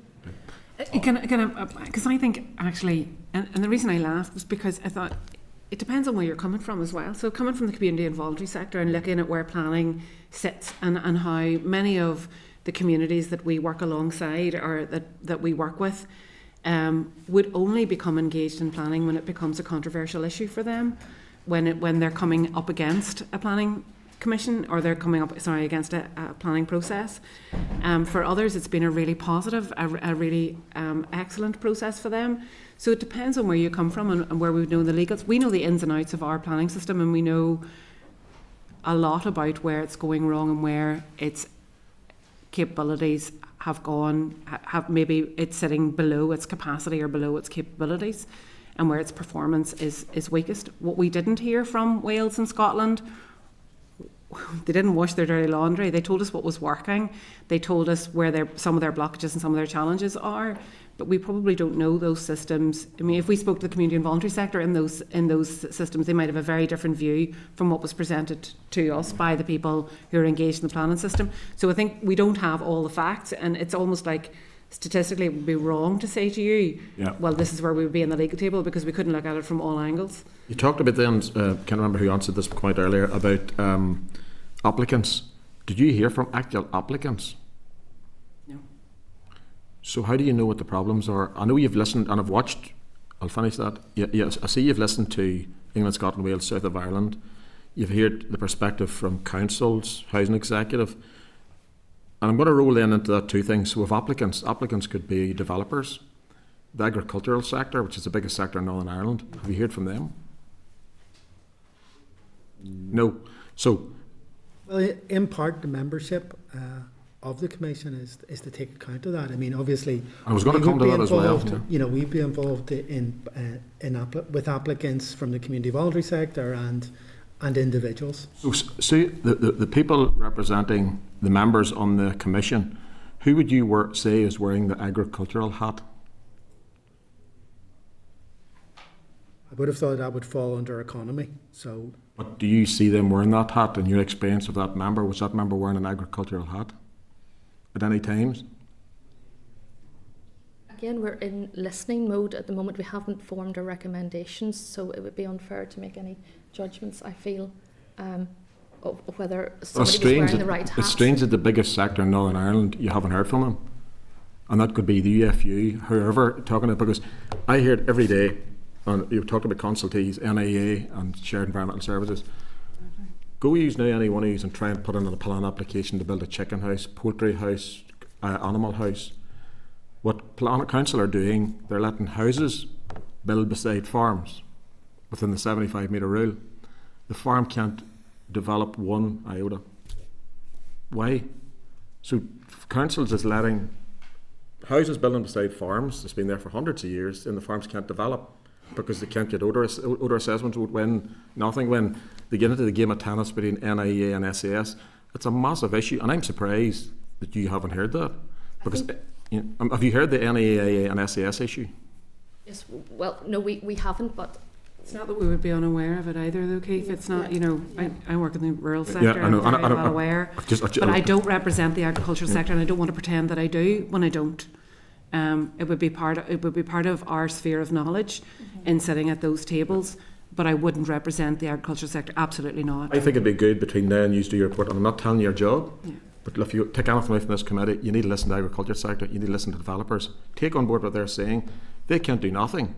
The houses have been built around their farms and they can't develop, and they get into the game of tennis between the Northern Ireland Environmental Agency and the Shared Environmental Services, and council just ball bounces back, SAS, NIA. That goes on for years, literally years. And we talked about constantly responses. It's not sure. We're not sure either. And you're trying to build a business in the middle of not sure. I think, as Kate says, within our own areas we are aware of these issues, and certainly I think within the Public Accounts Committee report and the Northern Ireland Audit Office reports as well, those themes, because those voices would have been involved in those reports as well, so those have been, I'm not making an excuse here, but those voices are, and those concerns, I feel, are coming through those reports as well, so it's not that they're completely not. And there's obviously, I'm finished with this, Chair.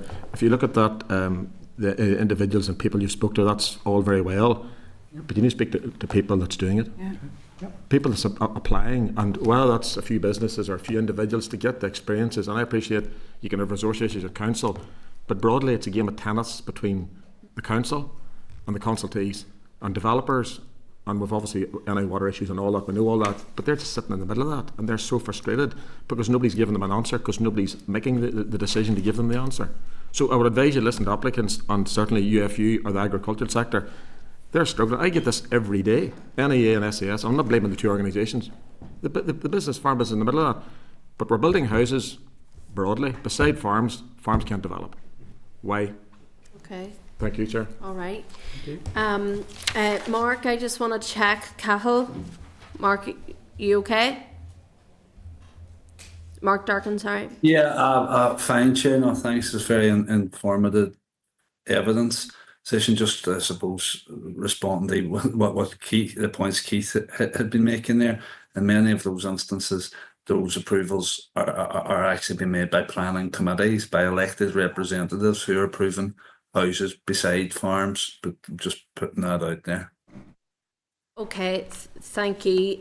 Look, I think that's all that I have on my list in terms of asking questions. I just wanted to come back to what's your overall hope out of this process? What do you hope the work that you have done to date when you report in May, what do you hope that will have achieved?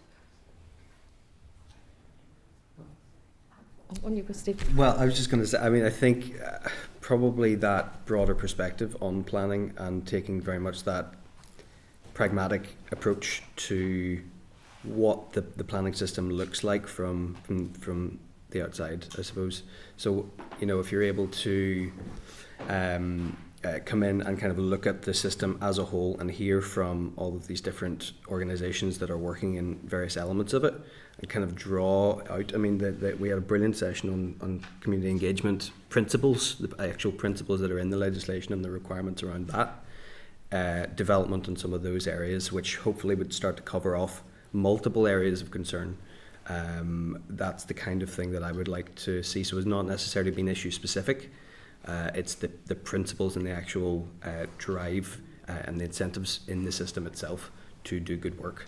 I think that's some of the really key things that the committee can add value to at a time when there has been and continues to be substantial change.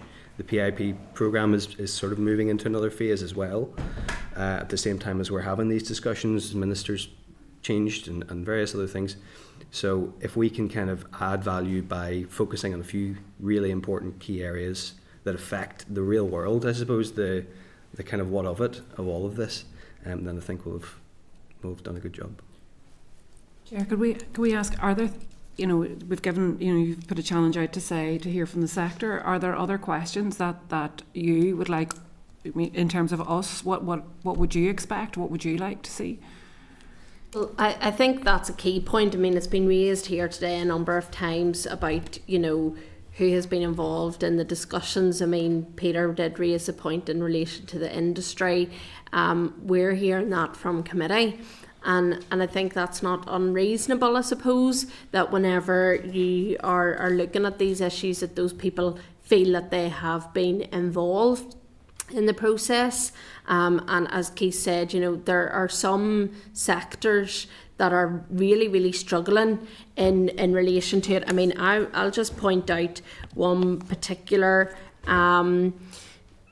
piece of evidence, and I talked about this in the Assembly Chamber this week, and the scale of the problem is laid bare in relation to renewables and onshore wind.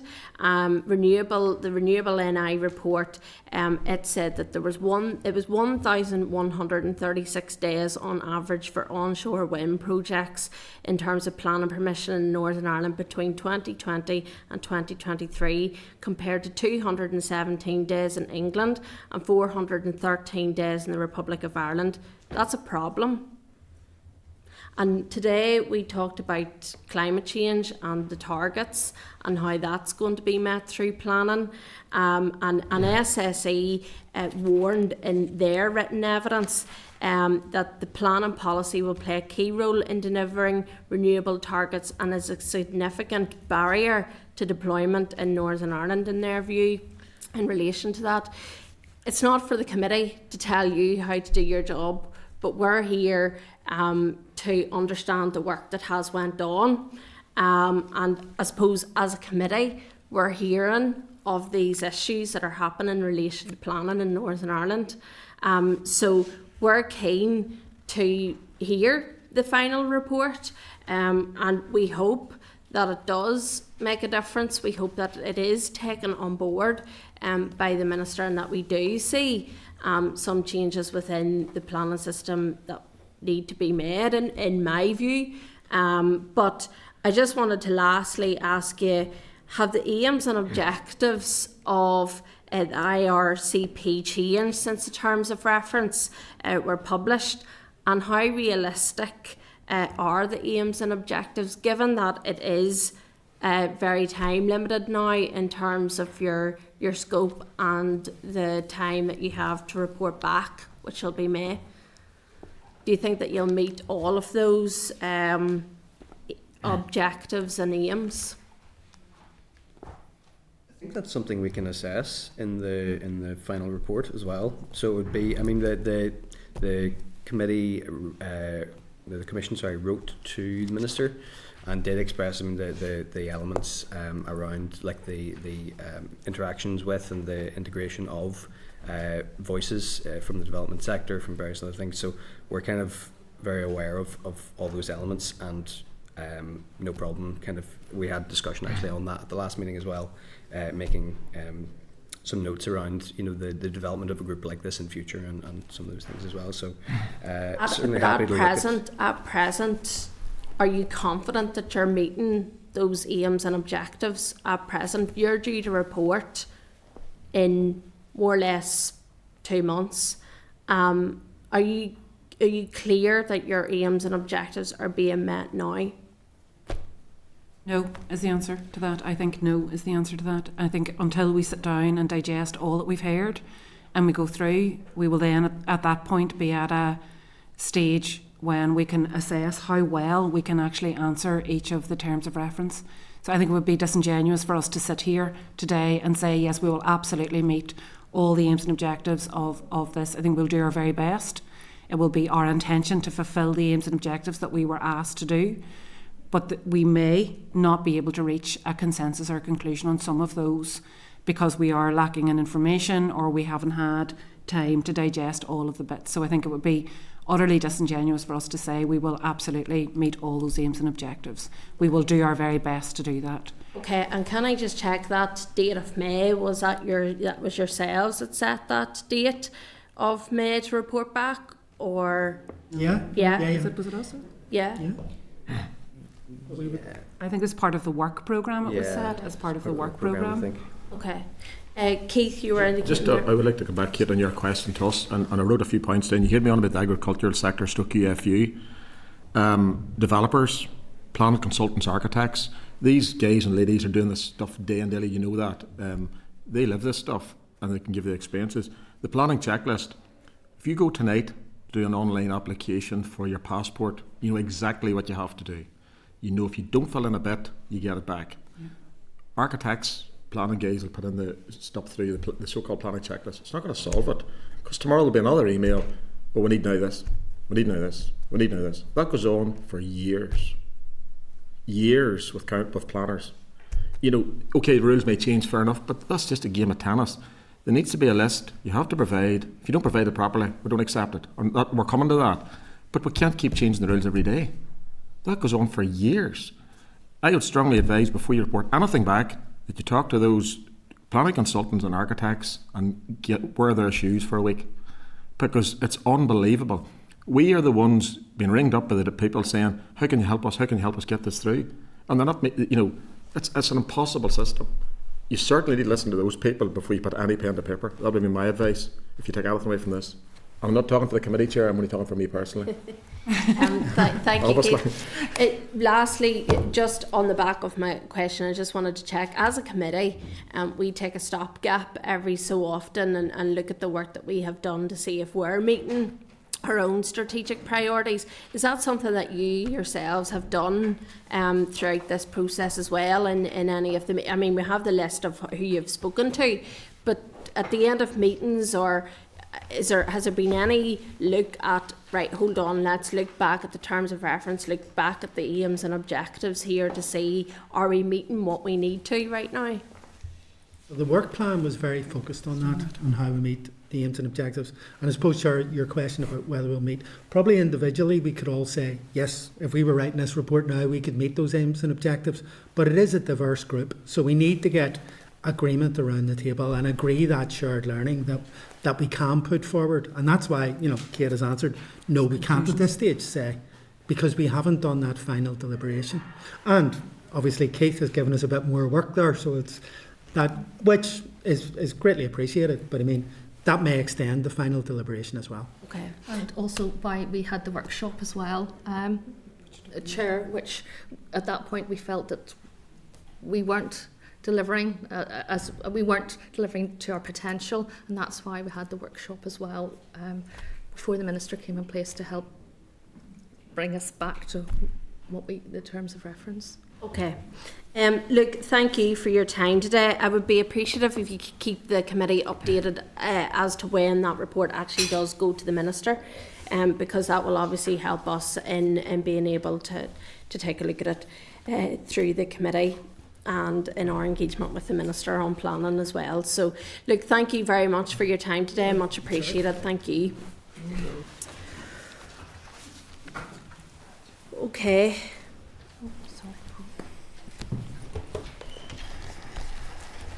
Members, we're running just behind time, so obviously bear that in mind for the next session, and please come to your questions as quickly as you can in relation to it.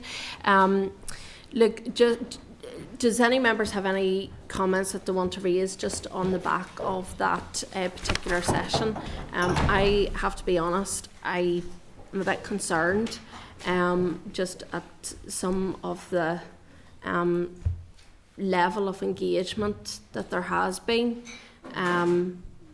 lack of engagement with the industry and with sectors that we have heard from in terms of this committee. And I think it might be worthwhile just to, I don't know whether it's worthwhile just checking in with the department around, I'm concerned just about the changes of membership and how that might impact upon things as well. Keith, you were indicating there in terms of... I would suggest, Chair, if you agree, that we as a committee write with a few pointers for them to keep us informed. I think they were scribbling whenever we're making contacts. Yeah. I think their report's not about in time, if there is such a thing as in time, but it's better a report late than the wrong report. And they're not reaching out to the right people, that's my opinion. They've reached out to some brilliant people, that's fine. But if they haven't wore the shoes of an application, how are they going to know? Yeah. They haven't reached out to architects, or you don't need to speak to every architect or planning consultant, but they need to understand what's going on. If you're asking council how's things going, you're going to get a certain view on it. So, and I can't believe I haven't spoken to the agriculture sector, the biggest sector in Northern Ireland, and the issues they challenge every day. So your proposal is to write to them to suggest to keep us informed, and to? If they're going to change their so-called plan to who else they're going to reach out to, right. Keep us informed. So yeah, so that's about keeping us informed in terms of who else they will include in any future engagement before they report in May. I don't think, Chair, they're ready for a mop-up session by no means. Yeah. Peter? There is this before. Is there a role here for the committee in terms of an inquiry, in terms of planning? I think whenever I initially raised this, it was mentioned about the Interim Regional Planning Commission. I think they're doing a good job. I think it'll be an interesting report, but as I said to them, it may just echo something that we've heard before from all the various other reports. I think it was last year whenever we first started discussing something along the lines of planning, and I'd noted that Renewables NI is saying the exact same thing as the Northern Ireland Chamber of Commerce, so everyone's saying the same kind of things. My sense is the report that we're going to get back on the 7th of May will be great. They're not a statutory body, so it'll be noted by the Minister. But again, we'll echo what we've heard for the last year. So do we as a committee have a role that we can play in terms of trying to shape any future changes? So yes, so the discussion that we had at that time was that we would wait until the Interim Regional Planning Commission were in front of this committee to find out what they were saying. We've obviously taken that evidence session today. I think as members we should reflect on what was said and what wasn't said today. And I think that, yes, this committee has looked at potentially doing an inquiry. As we said back then during the course of that discussion, the key that's going to be part of that is the terms of reference. What we will focus on as part of that inquiry is going to be what will be key, because we need to have an outcome out of our inquiry. It's not just talking for talking's sake. We also need to produce an outcome as well. So we've obviously had the Interim Regional Planning Commission in today. I think the Northern Ireland Chamber had initially been in touch with this committee about maybe discussing their paper potentially. Yeah, I think there's been some informal contact there, Chair. I think there again, as the member suggests, in terms of an inquiry, it's entirely a matter for the committee as to what it would wish to do and what it would like to focus on. I think one area of caution would be is that we wouldn't necessarily want to commence that if there is going to be subsequent reports from other bodies such as the IPRC, and I suppose it would also be not necessarily the most timely time to do it if the Minister has yet to consider the findings of that report. But equally, as I said, it would really be as a question as what specific extracts of the planning system landscape does the committee want to focus in on, or if it's its entirety. It's there again, as the Chair says, just looking about potential outcomes from that. And I suppose in terms of helping even us as officials to shape a work programme that would actually be conducive to those outputs.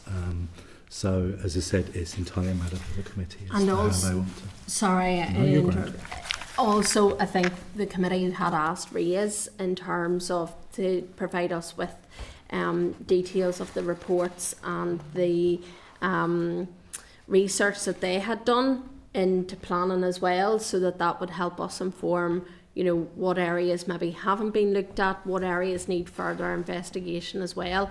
The key for me is the terms of reference. I don't want this committee doing an inquiry for an inquiry's sake and another inquiry into planning which tells us exactly the same thing as everything else that has happened before. We need to have something that is strategic and will actually produce an outcome that is going to help inform how planning goes forward. So maybe I'm not saying no. I'm not. That's not what I'm saying. I'm just saying for today we'll maybe hold that thought. And we will come back to it to try and work out what terms of references may look like in future. Is that okay? Okay. All right. Anything else that members want to raise on the back of that evidence session? Sure, do we need to meet that organisation again at a session on its own while it's out of this meeting? Because planning's is that big a thing? You know, it's not about marking their homework, but we want to see, right, what have you done since our last discussion? Well, that potentially may also be part of them coming back written to us in terms of what they're going to do before May. The goalposts may change then, fair enough. And then obviously when the report is out, we may also need to have a further discussion with them. I would actually like to see Northern Ireland Chamber maybe come to the committee to talk to us about their planning report, because I think that might be worthwhile as well if members are content with that. Yeah. Okay, thank you. We'll move on. I am so sorry for keeping you waiting. We're moving on to agenda item 8, which is the impact of regulatory requirements on wedding card providers and funeral directors. Department for Infrastructure oral evidence at page 50. You'll see the clerk's memo at page 54. You'll see the wedding and funeral cards regulation written evidence at pages 59 to 76. You'll see additional information relating to the regulation of funeral and wedding cards. Tabled pack, you'll see at page 3, correspondence from the Department for Infrastructure on the phase review of taxi policy and legislation. So we welcome to the committee today Jackie Robinson, Director of Transport Regulation and Public Transport Policy, Department for Infrastructure, and Philip Gallagher, Head of Taxi and Bus Policy Branch, Department of Infrastructure. So as per usual, I'm just seeking agreement that the evidence is recorded by Hansard. Agreed? Okay, thank you. Sorry that you've been kept waiting for the committee, but obviously these are important matters for the committee. We're very interested, it's very timely that you're before the committee, because we obviously have seen that the Minister has made an announcement on a phased review of the legislation, which we welcome as the committee, because we have been raising this quite a number of times, and as you'll be aware, we've had quite a number of evidence sessions in relation to this matter. So if you don't mind, time is short, so if you briefly could make an opening statement, and then I'll come to members' questions then after that. Thank you. Thanks very much, and thank you, Chair, for the opportunity to brief you all today. Members will be aware that the Taxi Act 2008 provides a legislative framework for current taxi policy, and one of the main changes that Act introduced was a new licensing model via the Taxi Licensing Regs 2015, and this moved us away from the previous public hire model. Today we're focusing on Class C, which includes wedding and funeral cars, and also now includes Uber-style services which can be used only on a pre-booked basis. Permitted uses were structured in such a way as to enable Class C taxi licence holders to operate on what is effectively a private hire basis.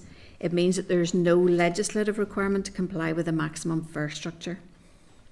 The Department is very clear and recognises the differences between the wedding and funeral cars industry and other standard taxis, and for that reason they are exempt from a number of requirements. The intention has always been to put in place a proportionate licensing regime. The current regime is intended to strike the right balance between important safeguards put in place to protect the travelling public and the commercial interests of the businesses. The Department is aware that those in the wedding and funeral car sectors are concerned about the amount that they're regulated. Specifically, the industry has sought exemptions from taxi vehicle licensing and for the removal or reduction on the taxi driver licensing requirements. However, all drivers who work for pay for hire or reward are required to have a standard, and the department has a responsibility to oversee their driver and vehicle standards in promoting road safety and passenger safety. In relation to PSV, the licensing tests for taxis are conducted in compliance with the Taxi Regs 2015, and the PSV test includes the same general vehicle roadworthiness assessment as the MOT, but in addition focuses on other passenger related elements such as access and egress, steps, seating and accessibility issues. In 2021, the wedding car sector requested to be removed from the existing legislative framework by way of an exemption certificate. After considering the issue and giving due cognizance to arguments made by the industry and having obtained legal advice, the department decided not to allow the use of certificates. This decision was reached after carefully considering the effect of such an exemption in terms of public road safety, given this is the main purpose of regulating those who drive for hire or reward. The Taxi Driver Regs 2014 introduced a taxi driver test for all new taxi drivers. The requirement for a new taxi driver to have passed a driver theory test and a practical test was introduced to help improve standards in the industry, increase road safety, provide additional assurance to passengers, and raise the reputation of the industry as a provider of a quality service. Since its introduction, the DVA made a number of changes to the theory testing regime, including lowering the overall pass mark and producing revision guides for potential new taxi drivers. This has helped potential taxi drivers into the industry while maintaining the benefit of having a test. The practical driving test was conducted by qualified driving examiners who have gone through a rigorous training programme to ensure that they assess a driver's competence to drive to the required standard. These standards are set by the department and as such ensure a uniform level is met by a test applicant before they can apply for a taxi driver's licence. You will be aware, and the Chair has mentioned it, that Minister Kimmins recently indicated that she had instructed officials to present her with options to review the current taxi legislation. And you will have seen correspondence from the Minister yesterday explaining that having considered the available options, given consideration to the pressing needs of the industry and mindful of what can be achieved within the existing Assembly mandate, Minister has decided that a phased review of policy and legislation in the area of taxis should be taken forward. As the first step in this review, a review of Class C licences will be carried out. The Minister is very aware that the taxi industry, in particular wedding and funeral car sector, have been seeking a review of Class C licensing for a number of years. This review is an opportunity to listen to their concerns and consider options for improving the operation of Class C going forward. And Philip and I will be very happy to answer any questions that you have. Okay, thank you very much. So just following on from that last point there, obviously this phase review will now take place. So what level of engagement is now going to take place with the industry who have been concerned and have been raising this issue for a number of years, and their main concern has been that they have been saying this for years and have not felt that they have been heard or listened to? I was just going to say that there already has been and there continues to be engagement with the whole of the taxi industry, going back to last year actually, whenever the previous minister asked officials to look into a review of taxi policy and legislation. At that stage we met with the Class A and Class B taxi drivers. I've subsequently met with the industry in the wedding car sector.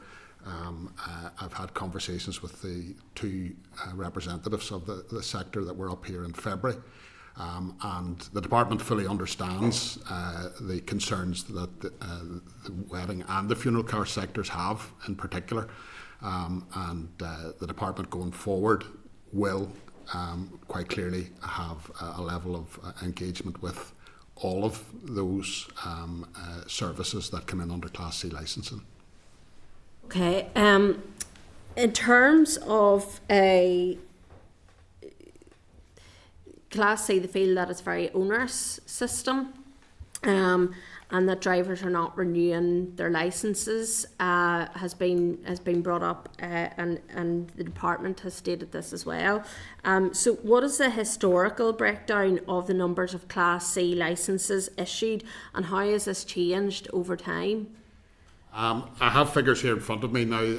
I'll add a caveat to that because you'll be aware, and this has already been alluded to by Jackie, Chair, is that Uber are now within Class C, so the figures actually have increased. So going back to pre-COVID, within Class C, there was at the last quarter in 1920, 1,240 vehicles that were within the Class C licensing side. That has now increased to the latest figures that were published in December 24 of 1,650. So there's an increase there of 410 vehicles. That said, and just to add context to that, there is just over, as I understand it, 632 licensed Class C taxis that are affiliated to the current Uber taxi operator licence. Sorry, could you just repeat that figure? 632. 632 Uber. Uber is within that. So that's just, so in terms of actually, you'll see that the increase actually in there, a significant proportion of that is likely down to Uber actually being within Class C. So that's interesting. So do you see any correlation at all then between Class A, Class B moving to Class C in relation to the increase, or do you think it's solely down to Uber? I don't think it's Class A and Class B moving to Class C. I think that change is probably mainly in relation to Uber drivers coming on board. But as part of our terms of reference for the review, which we're currently starting to develop, we will be looking at that. So in the context of the review and what we're going to be looking at, we're obviously going to look at the current legislation and what the requirements are. We're going to look at what the requirements are in other areas, so in GB, and I know the industry, have been quite vocal in how it's or how they're regulated or their contemporaries are regulated, but also looking at the Irish working model for that. We'll then start to engage more with the industry. And I would like to do that because of the difficulties in this sector and because some of the issues are very sector specific. We will engage with them on small groups as opposed to doing in big forums. So I hope to do that, and in that way we'll get to the bottom of what the issues are. And we obviously need to develop an evidence base and a data, and that will help us, Chair, maybe the next time we're up, being able to better answer that question that you've asked in relation to A, B and C. Okay. Just in the back of that, obviously engaging with small groups rather than bigger forums. I can understand the mentality of that, but that will take a bit of time as well. So have you any sort of timeline, key milestones of when you're hoping that this will work through? Well, as you'll be aware, the Minister just made this announcement yesterday. We're still trying to draft up a terms of reference, and that will give us more of time frames and allow us to consider how long each piece of work will take. So at the moment, we are hoping to have a lot of this work done by the end of this calendar year. But we need to just flesh out what that timeline's actually going to look like. Okay, and hopefully you will maybe keep the committee informed in terms of the terms of reference of that, and of course that timeline of when that all you hope to work. As we start scoping this out, we'll actually start to understand actually what all will be involved in reviewing Class C, because we obviously want to make sure that we include everybody that's within that sector, and I'd obviously make sure that, as Jackie has said, that we have a fully informed evidence base to allow us to make fully informed decisions going forward. Okay. Just you mentioned other jurisdictions there, but surely that's been part of the department's I suppose, review or look at this before now. So what other licensing requirements for the industry in terms of wedding and funeral cars do other jurisdictions have, and how do those regulations compare to here? Well, I think you've alluded to that. I think one of the concerns of the industry here is that their counterparts in GB are not regulated, but they're and Jackie has alluded to that. In looking at other jurisdictions, we're aware, for instance, in Southern Ireland, that there is regulation of the wedding car industry. So it'll be looking just at those different models that are out there, and in terms of actually understanding, and as Jackie was saying earlier, what is proportionate, and in terms, because underpinning everything actually that we're looking to do here is the department obviously has a responsibility to ensure that there is road safety is maintained and passenger safety. So in looking at other models, yes, that can help inform what has worked elsewhere. Is there lessons that could be learned maybe from other jurisdictions as well? So just following on from the back of that, what data then does the department have in terms of any incidences that may involve Class C licences that may have happened historically? There's very little data. I've actually, prior to attending today, actually was looking to see if there was anything actually recorded either actually locally with the PSNI or anywhere else actually. But I have, there's, apart from the odd newspaper report in other jurisdictions, I haven't come across anything involving the wedding car industry here in Northern Ireland. Okay, that's interesting. So will that be part of the discussions in terms of, you know, your engagement reviewing this? We'll be looking to see, because in terms of actually the data in and around this, because the data will obviously help inform the policy development. So there will, as part of this review, looking to actually, that was a cursory glance that I had actually in terms of just looking to see if there's anything there. There may be some data that we can obtain from somewhere else, but that's something that we will certainly look into to help inform actually if there is any easements that the department is considering and allow us to make, as I said, a fully informed decision. Okay, I'm going to move on to the Deputy Chair. Thank you, Chair. Thanks very much for coming today. I think it is very timely given the Minister's letter this week, and I think we all take our hats off to the lobbyists from both the wedding sector and the funeral car sector. There is an old saying that it's the hope that kills you, and for them that has been the case. They have been told time and time again by committees, at this committee, by ministers and by officials, that they are pushing at an open door, and almost 20 years on they are at the point of closure. So I am hopefully confident that something's going to be done for their sake, because some of them, as you can tell by how they came across last time, they're on the verge of giving up. Both in terms of their mentality and in terms of their business as well. And I think that is deeply frustrating. Regulation, as you know, is there to protect the public, but it's not there to stifle business as well. And we want to see that flexibility. You right, Philip, we're talking about the taxi driver licences and the things that go with that, both the theory and the practical side. They would argue, as they have done, that they're not taxi drivers. Yes, there's pay and reward, but funeral car drivers and wedding car drivers are a different beast. And I suppose maybe we can accept from the department point of view that probably wasn't factored in originally. I don't believe that there was the flexibility to acknowledge that they were a different sector and don't necessarily fit into that. I'm interested to hear your thoughts on that. First of all, in hindsight, would we have looked at it slightly differently at the beginning? Well, I wasn't there at the beginning, so no, I'm not going to say what was or what wasn't but in hindsight, considered. In hindsight, should it have been done differently? I don't know.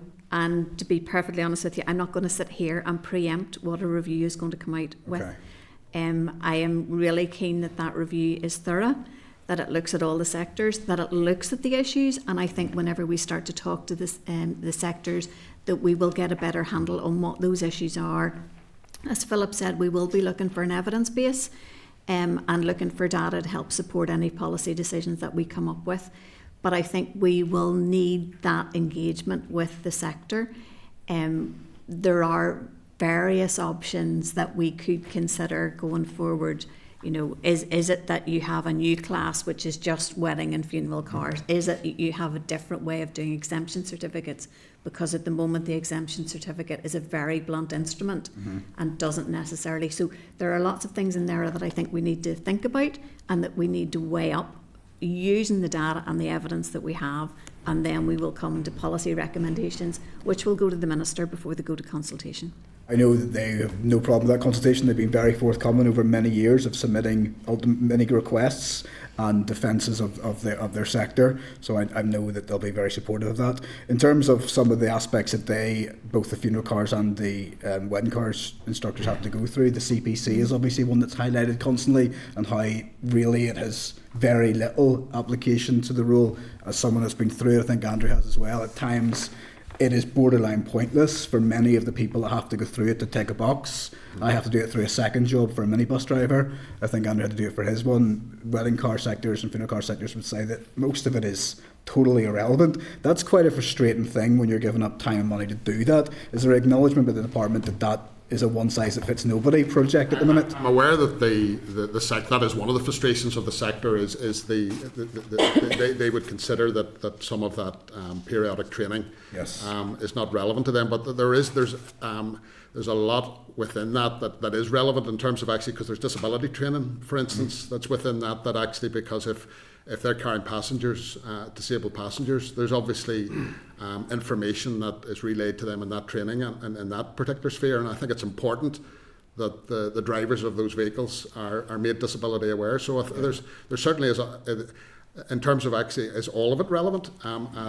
That's something that actually is part of the review that we can certainly look at in terms of actually, and as Jackie has alluded to, is there anything that we can do to tailor licensing for that particular sector? Is that an option? Because we do recognise the sector is very much different to standard taxis. Yes. There is, and we've mentioned actually that there is certain things that the wedding and funeral cars don't have to do in terms of actually there's no operator licences, they don't have any meters, there's no roof signs.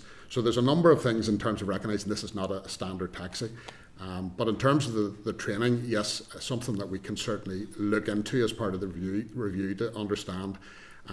Is there would it be a better model to have something that is more tailored? But certainly, it's not a case of saying that none of that training is relevant, because I've highlighted one particular aspect of it, which actually I think all of us would actually very much want all drivers to be disability aware whenever they're carrying. No, having done it, some of it is important. A lot of it is irrelevant to the people. But that's just the nature of it, and maybe it could be something that could be looked into, and I'm glad that is the case. Just finally, in terms of the exemptions, the sector highlighted some of the other sectors out there that had benefited from the exemptions. Just interested to know, to date, what sectors or which car providers have been awarded exemption certificates. My understanding, I think, is that nursery side, childcare, I think actually is where it came in under. But as I said, this was fully considered, as Jackie mentioned, in 2021. There was legal advice sought actually, because the concerns in and around an exemption certificate, it removes the wedding and funeral car sectors potentially completely out of it, complete deregulation. And actually, in listening back to the advice or to the briefing from Mike Barr and Pete McCracken on the 19th of February. Mike actually acknowledged that they weren't actually looking for complete deregulation, but they recognised the importance of regulation. Actually, I think to summarise, they were looking for actually something that they don't feel is proportionate, they do feel it's onerous. They're looking for something that's more proportionate in terms of actually sector specific, I think, would be requirement, and not that's fair. Just to finish then, in terms of elsewhere, I know you said that parts of GB, I don't think any part of GB actually has regulation in relation to this. Having looked into it, is that something that is that would flag up serious concerns to the department, or are there other areas that have a best practice kind of process in terms of how they regulate this? I think at this stage we're still at the very early stages of thinking about what the review is. So we're aware of the differences in regulation, and it's something that we will investigate. But I think we also, as opposed to just understanding what the regulation is, we want to understand what the impact of regulation or non-regulation is. So we need to do a bit of work and a bit of policy research around that. And just in terms of the context, as I understand it, actually there hasn't been regulation in GB for, I don't know if there ever was regulation of wedding and funeral cars. and it's always more difficult to deregulate than so we're coming from a position actually where 50 or 60 years, as I understand the legislation here, is going back actually where the industry here has been actually regulated. Yes. So we're coming from that position of regulation, and I suppose we're now looking at actually what, again, that word proportionate in terms of how that industry is regulated going forward. Look, thank you. I mean, on behalf of the sectors, I do hope we can see some progress in this, because it would be a real shame to see businesses, good, long-standing businesses, go to the wall because they can't find the drivers and the necessary people to exist. Yeah, when the Minister announced this, it was a phased review, because the aim was actually to see what we could actually deliver. And in taking this approach, Minister has recognised actually that this is something that will hopefully be achievable within the Assembly mandate, and that we can have something that will deliver for all of those services within Class C licensing in Northern Ireland. Okay, thank you very much. Appreciate it. Thank you, Chair. Okay, thank you. I'm now going to hand over to our other driver in the Infrastructure Committee. Cyclist today, thankfully, that's a different story. Just, I suppose, really, is there a department sort of just, you know, it's maybe a difficult or impossible question now. Is there concerns over unintended consequences, really, you know, whenever you direct, you know, when you change these things about, you know, and I suppose what I'm pointing is that obviously the public are getting in these vehicles, you know what I mean, and that obviously there's and as alluded to, there is an acknowledgement of some regulation, or but what are the concerns of unintended consequences, I suppose? So again, I'm not going to preempt the outcome of the review, but one of the considerations in relation to the exemption certificates and not allowing those would have been, as I said before, the exemption certificate as it currently sits is a blunt instrument. It would take the sector totally out of regulation, which would mean that anybody who had that exemption certificate, their cars or their vehicles just had to go through the standard MOTs, so no MOTs for the first 4 years and then annual, and they wouldn't be looking within that MOT at things like access and egress, which is particularly important in this sector, and just thinking about those wider contexts. So that would have been one of the unintended consequences of it, and we are very careful about what we will do, what we will look at, and we will try and follow those all through. And just a sort of slight connection, you know, as we've touched on it, about, you know, I think nursery provision and stuff, and stuff like that. I suppose, is there any thought given to licenses or I suppose licenses for drivers, if you will, whose driving is additional to their job rather than the sole function of the job? So again, I'm using the example there of the nursery provision.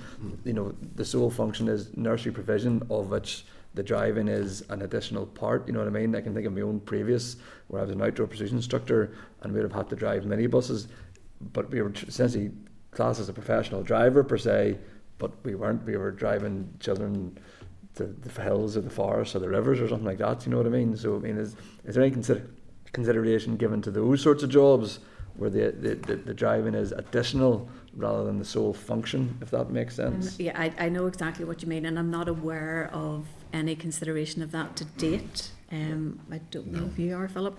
And I suppose I would, if you were driving my child, I would like to know that you have a standard of driving. So there is that balance between regulation as well. Again, it touches into the whole. Get the point. Yeah. Okay, thank you. I just want to check, Mark or Cahill, do you want in? Mark, Durkin? Thank you, Chair, and thanks to the folks for coming along. It's positive to hear or see some signs of progress on this issue that has been, I suppose, the sector have been waiting for it for a long time. It's been promised a few times, but now we finally seem to be seeing progress. In terms of the phased review that the Minister has pledged now, and we've spent today or this session talking about that the first phase that'll be in the wedding and funeral car sector, and I suppose that might be sort of low hanging fruit, if you like, or at least I hope it is.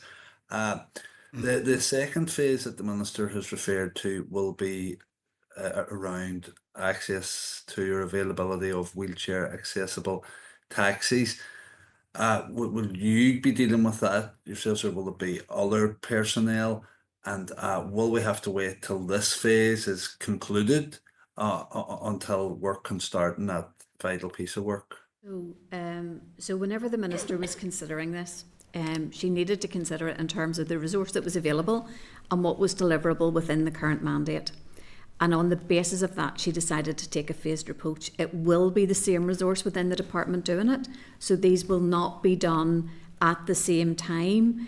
However, what I will be looking at whenever we're trying to develop our terms of reference for the first phase is whether there is potential scope to start work on phase 2. So, for example, if we go out for a public consultation, which is a 12-week period, where there won't be policy development ongoing at that point, that may be an opportunity for us to start working through the next phase of the review. So we will be very much looking towards that.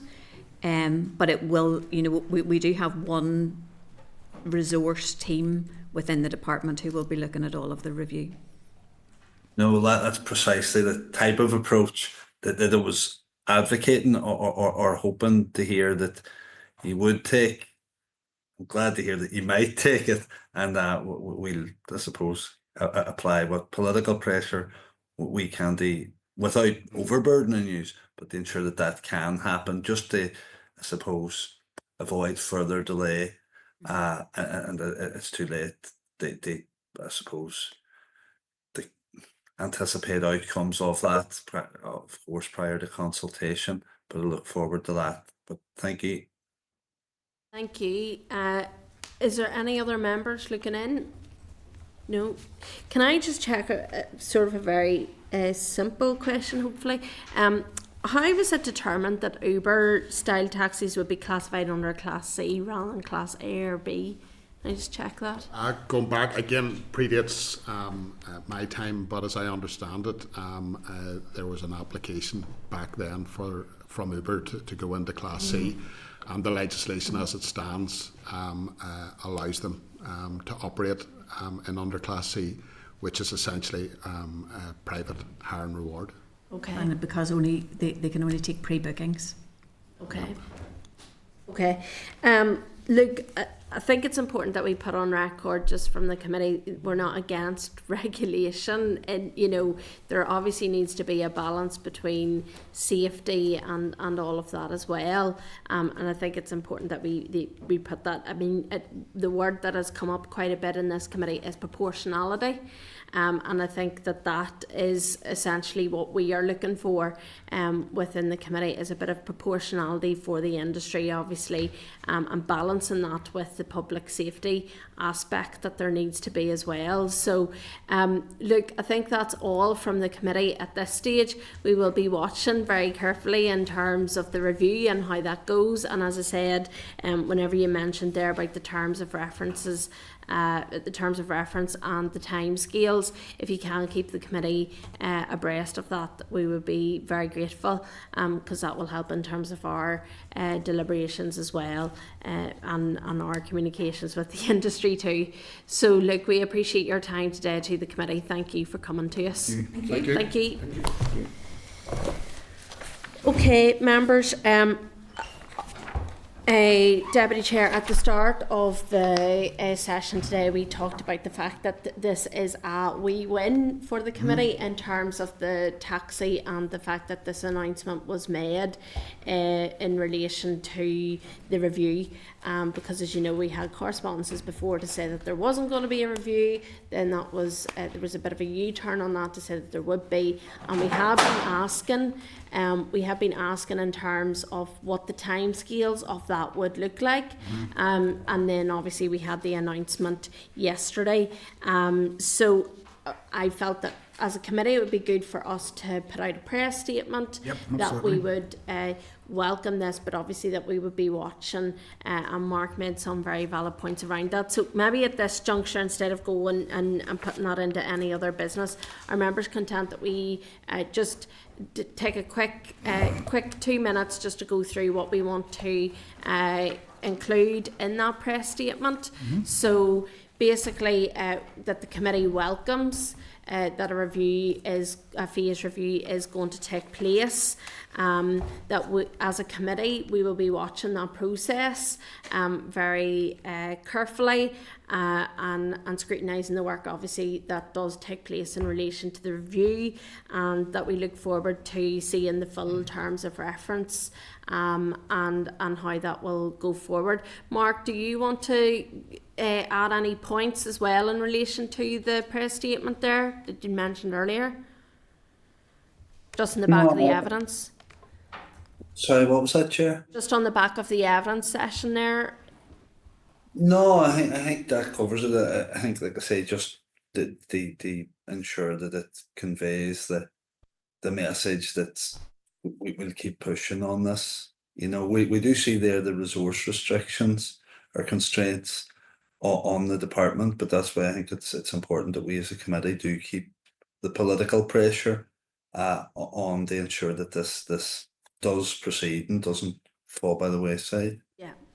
And maybe as part of the statement, we could say that the committee has had, since the committee has formed, we have had significant evidence from the taxi industry in relation to the concerns that they have brought forward. And as a committee, we have heard those concerns as well. So are you content with that? Sorry, Cahill. My apologies. Right, Chair. No, I think I would agree with those points. I think it is a good news story, Chair, because we've been lobbied a lot on this. I mean, I obviously dealt with the Taxes Act a long time ago, Mark, but I think what you conveyed there, those couple of points, I think this is a good news story for us. Yeah. Obviously, we keep an eye on it, but I think the industry will welcome this here, you know. Yeah. So I think it's a good positive note, you know. Yeah, and I just feel as a committee that we should take some small bit of credit in relation to obviously having looked at this issue.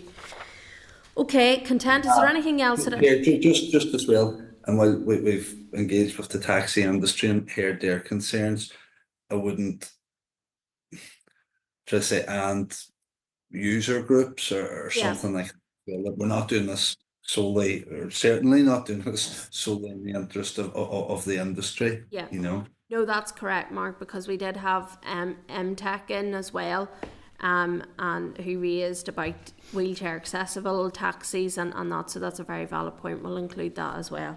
Thank you. Okay, is there any other items that people want to raise on the back of that evidence session there on the funeral and wedding cars? No, content to move on. Okay, thank you, members. Item 9 is Northern Ireland Water's Water Resource and Supply Resilience Plan. It's written evidence. At page 78, you'll see the Department for Infrastructure's Northern Ireland Water's Water Resource Supply and Resilience Plan, the cover letter, at pages 81 to 592. You'll see the resilience plan and associated documents. I just want to at this stage ask, has any members any issues that they want to raise with the plan at this stage? No? Okay. I'm actually seeking agreement then from the committee that the plan is quite detailed and technical in parts, and therefore if the committee is content, committee staff are going to review the plan in more detail and highlight any issues for consideration at a later date for ourselves as a committee. It's good that we have a detailed document, but just to break that down further for us, if you're content with that. Yeah. I think what would be useful, Chair, too, I have read through it, but I think if we were questioning, they keep talking about, obviously we know the financial pressures, and we have been told what is an ideally a priority, but one that might not be fundable. Which aspects of this are most likely to fall by the wayside should the funding fall away or not be met or not increase? Because it's all well and good saying what we want to do, but that's in an ideal world, and we know that the funding model is not an ideal world at this moment in time. Yeah. So I'm just curious, I'm keen to get that. Is this all going to happen, or is this in an ideal world? I think potentially we know the answer to that question, but yes, maybe that's something that can be considered whenever the committee staff are looking at it, to see if that's something that can be drawn out as part of that evidence to us. Is the committee clerk going to go back to NI Water, or just look at the actual The committee clerks, dear love them, are going to go through all the information that is there, and they're going to come back to us. And then out of that, obviously, there may be things that we will have to just question NI Water on and check. But in terms of in terms of the evidence, they're just going to go back through it and take a wee look. Okay. All right. Content? Content. Okay. Item 10 is developer contributions for wastewater infrastructure consultation written evidence. At page 594, you'll see the Department for Infrastructure developer contributions for wastewater, the cover letter, and at pages 596, you'll see the public consultation developer contributions for wastewater infrastructure. So I'm just informing members that the aim of the consultation is obviously to seek views on whether, and if so, and how the department should introduce developer contributions to help fund the necessary wastewater infrastructure improvements. As you know, the consultation launched on the 21st of March and closes on the 27th of June 2025, and departmental officials will provide a briefing on the consultation after report after the consultation period. So has any members any issues that they want to raise at this moment in time on the consultation? Yeah. Brief one, Chair. Just the impact assessments there. There's no equality EQIA impact assessment there. I'm just wondering, again, being a bit new to this in consultation, is that the done thing that it isn't done at this stage, or is that it's just curious, really? You know what I mean?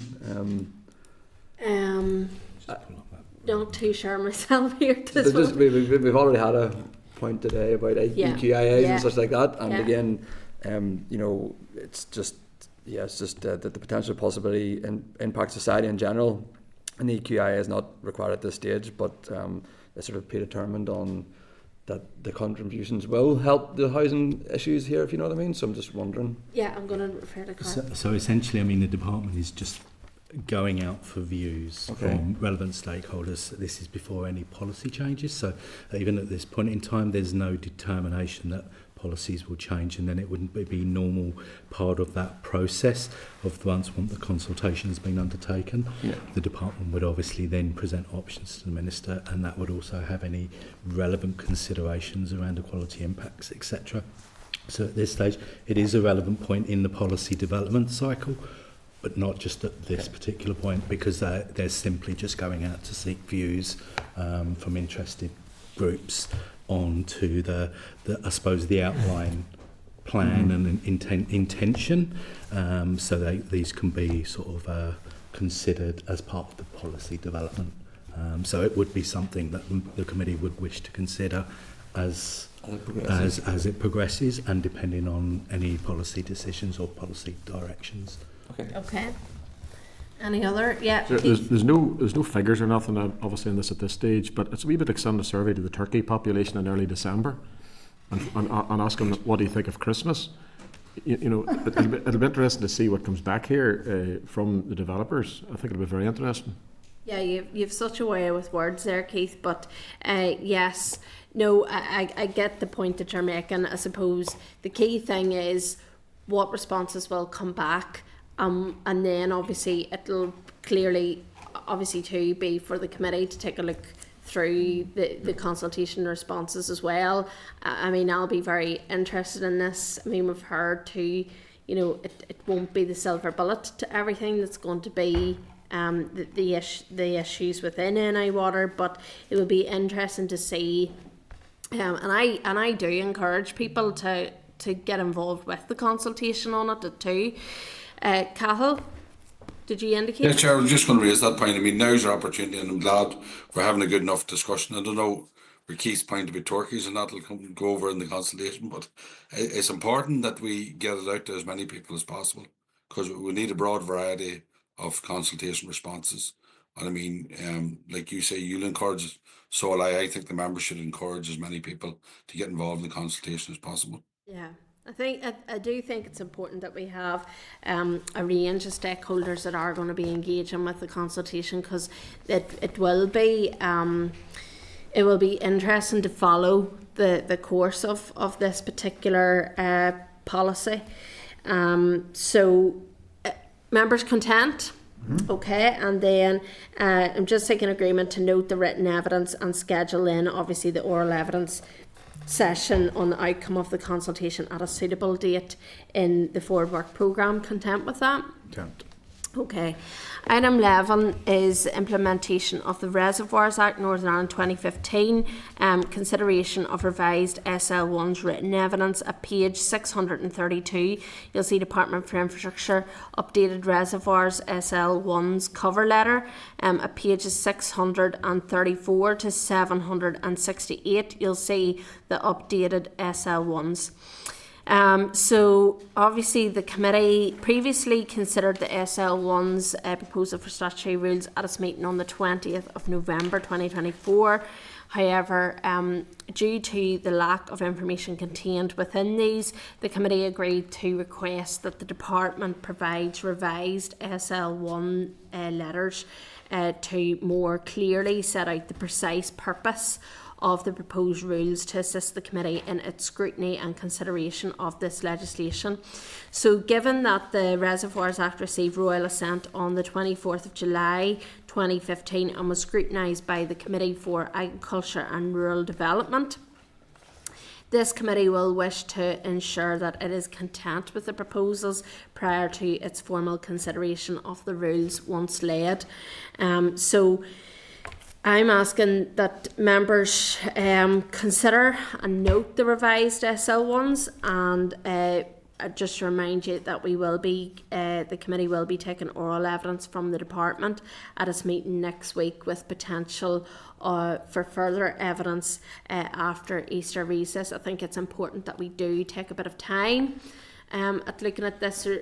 As I said before, there is a transfer of functions that has happened in the course of this legislation. We are also 10 years down the track here, so I think it's important that we do take a bit of time. And as you know, we've also had correspondence today from a group that are looking to come in to give evidence in relation to this. So does anybody want to add anything?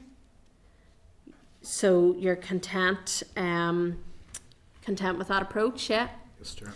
Okay, thank you. Now move to item 12, which is subordinate legislation. SRs not subject to assembly procedure. Advise members that there are 2 statutory rules that are not subject to assembly proceedings and are not required to be laid. These are at pages 770 and 778 of the meeting pack, and are the SR 2025-56, the road races Croft Hill Climb Order Northern Ireland 2025, and the SR 2025-57, the road speed limit order Northern Ireland 2025. So I'm just reminding members that the committee noted the proposals for the statutory rules at its meeting on the 12th of March 2025. So are members content to note the statutory rules? Yep. Yeah, okay, thank you. Item 13 is subordinate legislation. SL1's not subject to assembly procedure. Advise members that there are 3 proposals, SL1s, for statutory rules that are not subject to assembly proceedings and are not required to be laid. These can be found at pages 780 to 785, and are the SL1, the road races Craigantlet Hill Climb Order Northern Ireland 2025, SL1, the road races Circuit of Ireland Rally Order Northern Ireland 2025, and the SL1, the road races Cookstown 100 Motorcycle Road Race Order Northern Ireland 2025.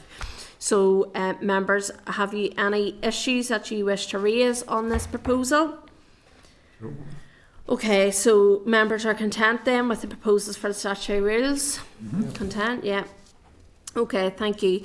Item 14 is our forward work programme. At page 787, you'll see the draft forward work programme, and obviously I'm just seeking agreement that we proceed with the evidence sessions as set out in the draft forward work programme and reflect any decisions taken today. Content? Okay, thank you. Item 15 is any other business. Do any other members have any other items of business that they wish to raise?